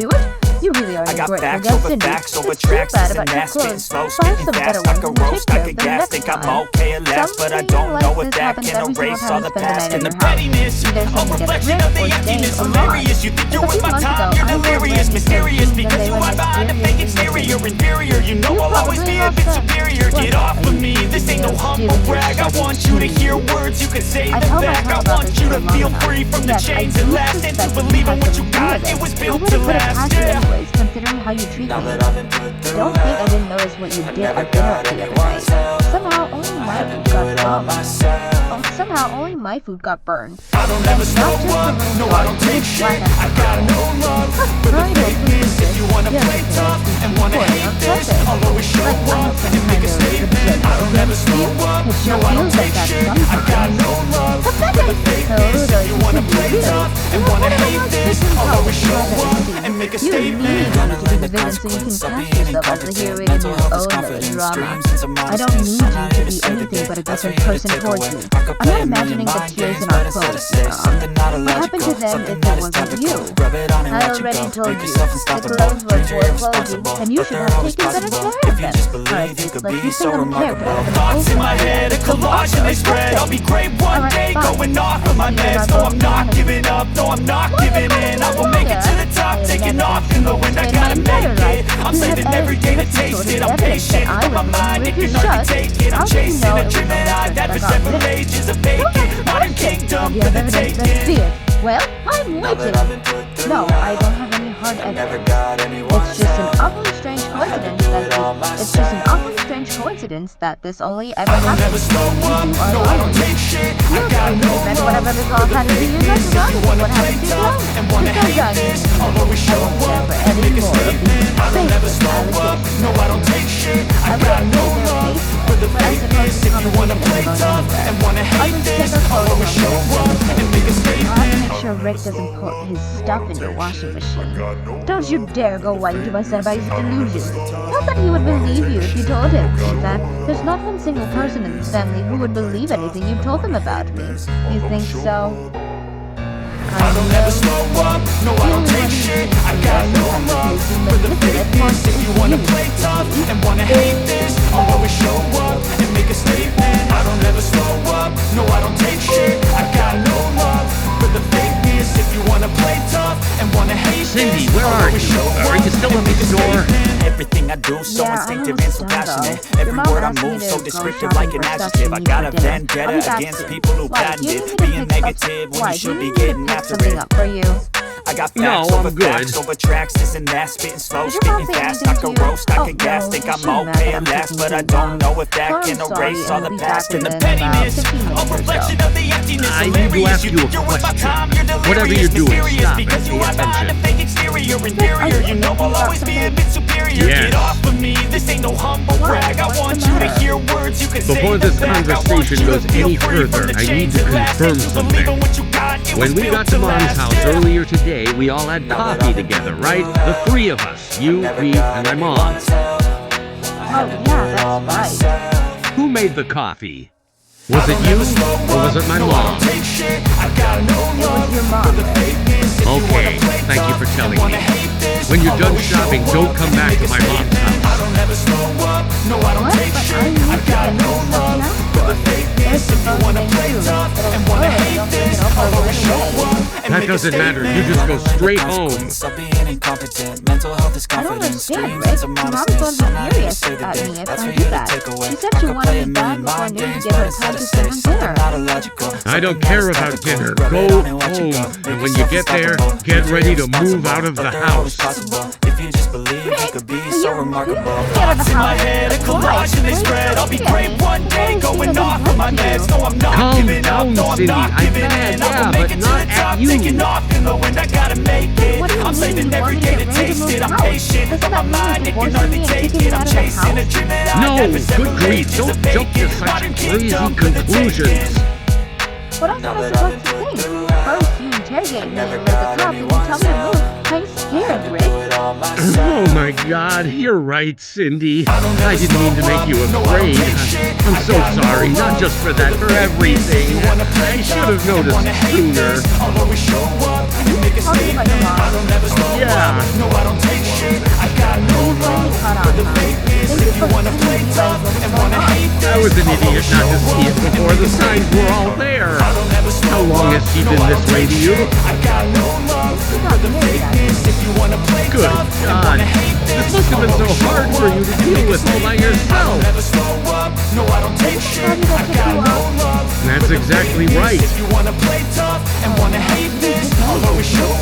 No, I didn't need to drink it to realize what she did. Every word I move so descriptive like an adjective. I got a vendetta against people who patented being negative when you should be getting after it. But as bad as she's I got been facts to me, over facts I over never tracks, thought this she'd and go that, this spitting far. slow, spitting fast. If you think you're shocked, imagine how I feel right now. I didn't even know anything was going on between the two of you. But it's all right, I know all I need to know now.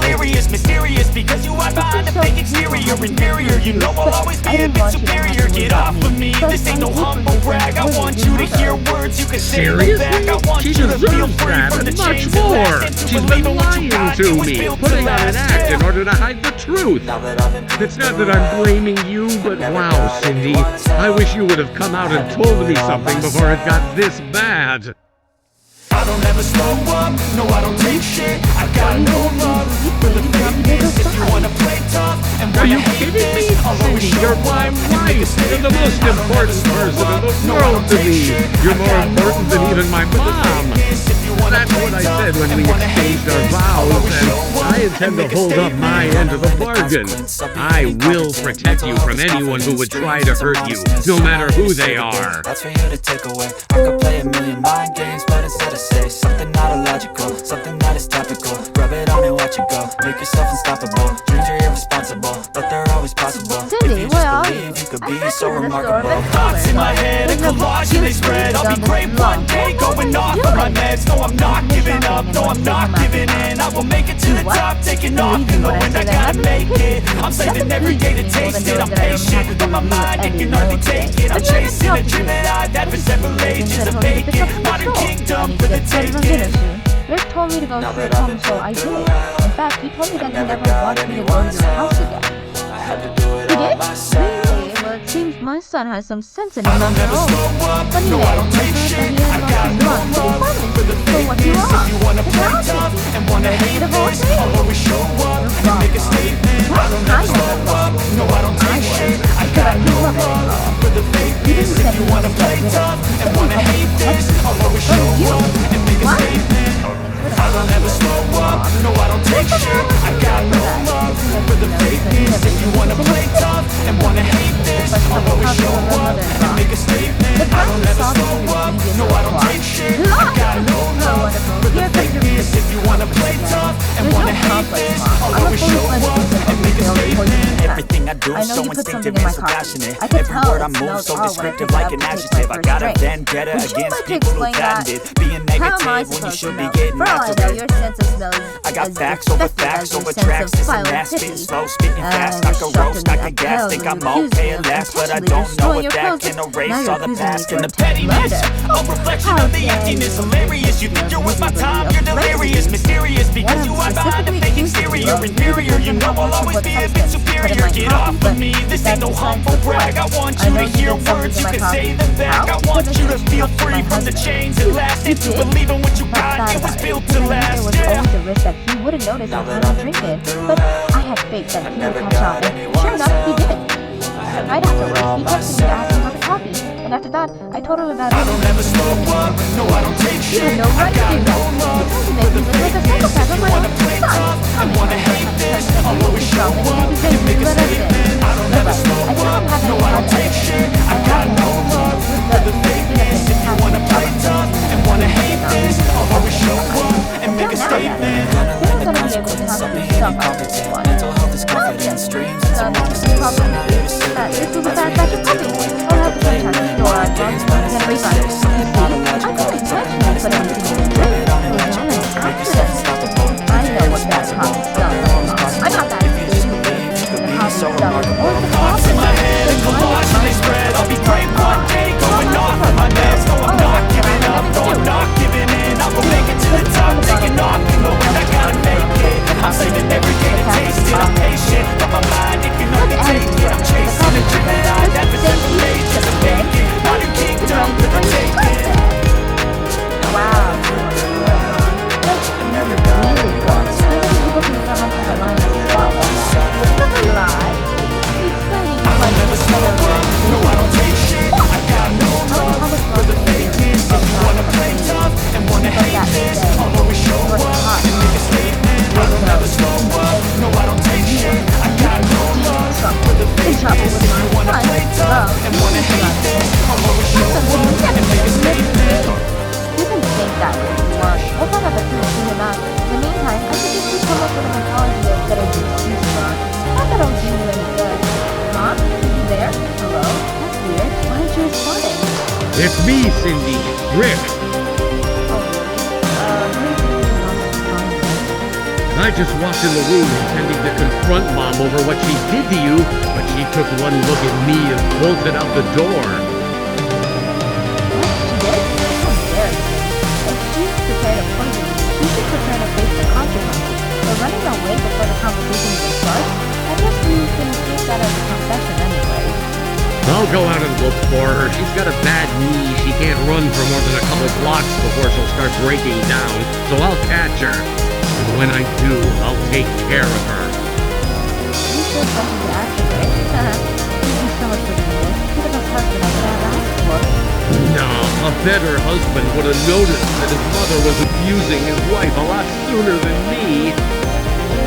Don't be so hard on yourself. What's important is what you did after you noticed. Really though, she ran away. That's kind of disappointing. Right? I was psyched up to give her a lesson she'll never forget. It's weird too, because in our conversation up until now, she's been super confident that that you were his good side. So even if she genuinely doesn't think she's done anything wrong, well, that doesn't mean she's in the wrong. It's the latter, definitely. Moms always have really good interpersonal skills. She can make pretty much anyone like her if she really wants to. But none of it is real. It's all an act. Deep down inside, she's just a bitter, self-serving, jealous old woman who's mad some girl stole her son away from her. But even still, it's shocking to think she was willing to go this far. I wonder what set her off. Any ideas?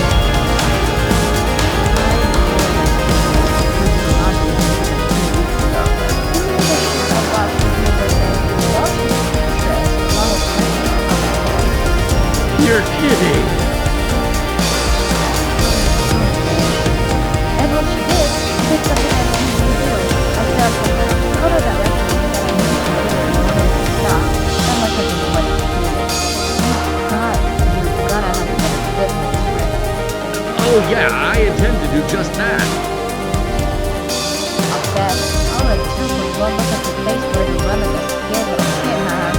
You must have come after you must have come after you had to or something. Don't worry, that was a side of me that you will never have to see. That's why I sent you home. I didn't want you to be around when I'm not like that. Oh, really? That makes me so happy to see that something you don't have. Like I said, I'm just fulfilling my duties as your husband. I'll take care of her really quick and be back home in time for dinner. Would you mind whipping something up for me? In the mood to cook? Sure. I'll make your favorite chicken stir fry. Nice! Looking forward to it. Hey, can I make one request? Anything. You name it, it's done.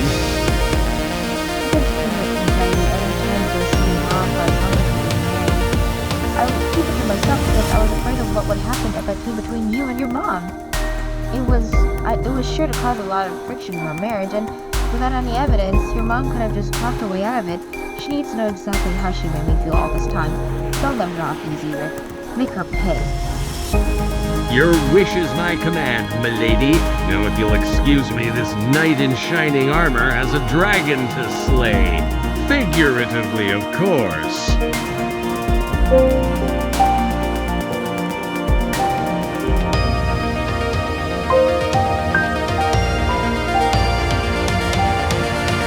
Oh, excuse me, Cindy. I hope I'm not interrupting anything. If you wouldn't mind, I'd like to speak a brief time. I'm not going to insult you and say anything inappropriate at all. My son came to see how unacceptable my behavior towards you was, and I wanted you to know that I'm very, very sorry. So whenever you get a moment, if you could help me with something nice, I'd really appreciate it. What do you want? It's my son. I haven't been able to speak to him for a month. He won't return any of my calls, texts. It's terribly important that I'm able to speak to him. If you ask him if he can call me anytime soon, even if I want to have a good relationship with his son, and I don't have a record, and even if he wouldn't, he won't talk to me. But why though? Why won't my little son give me the time of day? You should know better than anyone else what that means. I know it has to do with that nasty little incident with the coffee from last month, but don't you think I've been punished enough already? If you're still calling it a little incident, then I'd say it's clearly you want punishment. But you lectured me for hours on end that day. The things he said to me, it was too much for my poor old heart to take. I was crying for hours until we left. Yep, that's still not enough. Then tell me when punishment would be enough. And complete and indefinite surveillance of time. Never compromise. That's ridiculous, though. I'm aware that I wasn't the wrong, but don't you think this is a step too far? No, I don't. Neither does Rick. Cutting you off was a suggestion, by the way. He felt terrible about talking. He felt terrible about taking so long to you guys were doing to me. He spent as much time that evening apologizing to me as he did fully knew. He told me that he wants to spend the rest of his life. He told me that he wants to spend the rest of his life making amends. That means completely shutting me out and devoting himself entirely to me. Well, that's it. I can't talk to you. I just have to go over to your place and talk to Richard. Don't waste your time. We're not there. What do you mean? You did? When? Days ago, actually. We've been training me ever since the day we grew up on. It was tough for me because of such short notice, but maybe I should find a secret I can talk to. That's just what we need. You never told me about that. What's your address? You think I'm gonna tell you? Not a chance. Oh, what do you want from me? I told you a story. I promise I'll change my ways. You have no reason to continue to hold this childish grudge against me. It's not like I ever physically harmed you. Is that what you think? Well, of course.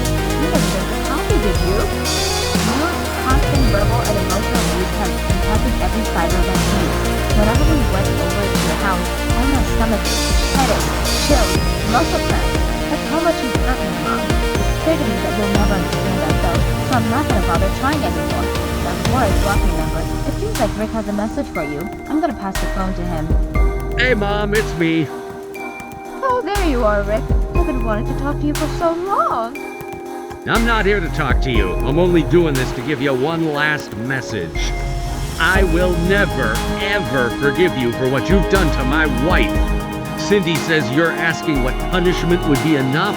Well, there's no punishment that would be enough for you. The wounds you've caused both Cindy and me have cut deep. And the only way we can begin to heal is to remove you from our lives. If you feel at all sorry for what you've done, you'll spend the rest of your life cursing yourself for being such a fool. Goodbye. Okay, get on that. I'm gonna block your number now. This can't be. What is happening to me? You need to know you're a bad person. A monster, really. And you need to know what's mother. You always have to use Cindy as some thing like this tournament with you.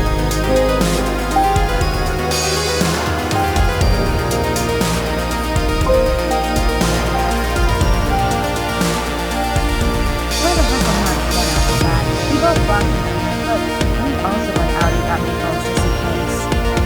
It didn't take Rick long to forget all about his new mother. Now he spends as much time as he can on making me feel as loved as possible. I have to admit, cutting off contact with his own mother was a really big move, but the weight of the decision just goes to show the weight of his love for me, and for that, I'll forever be grateful. I want to spend the rest of my life repaying him for the love and kindness.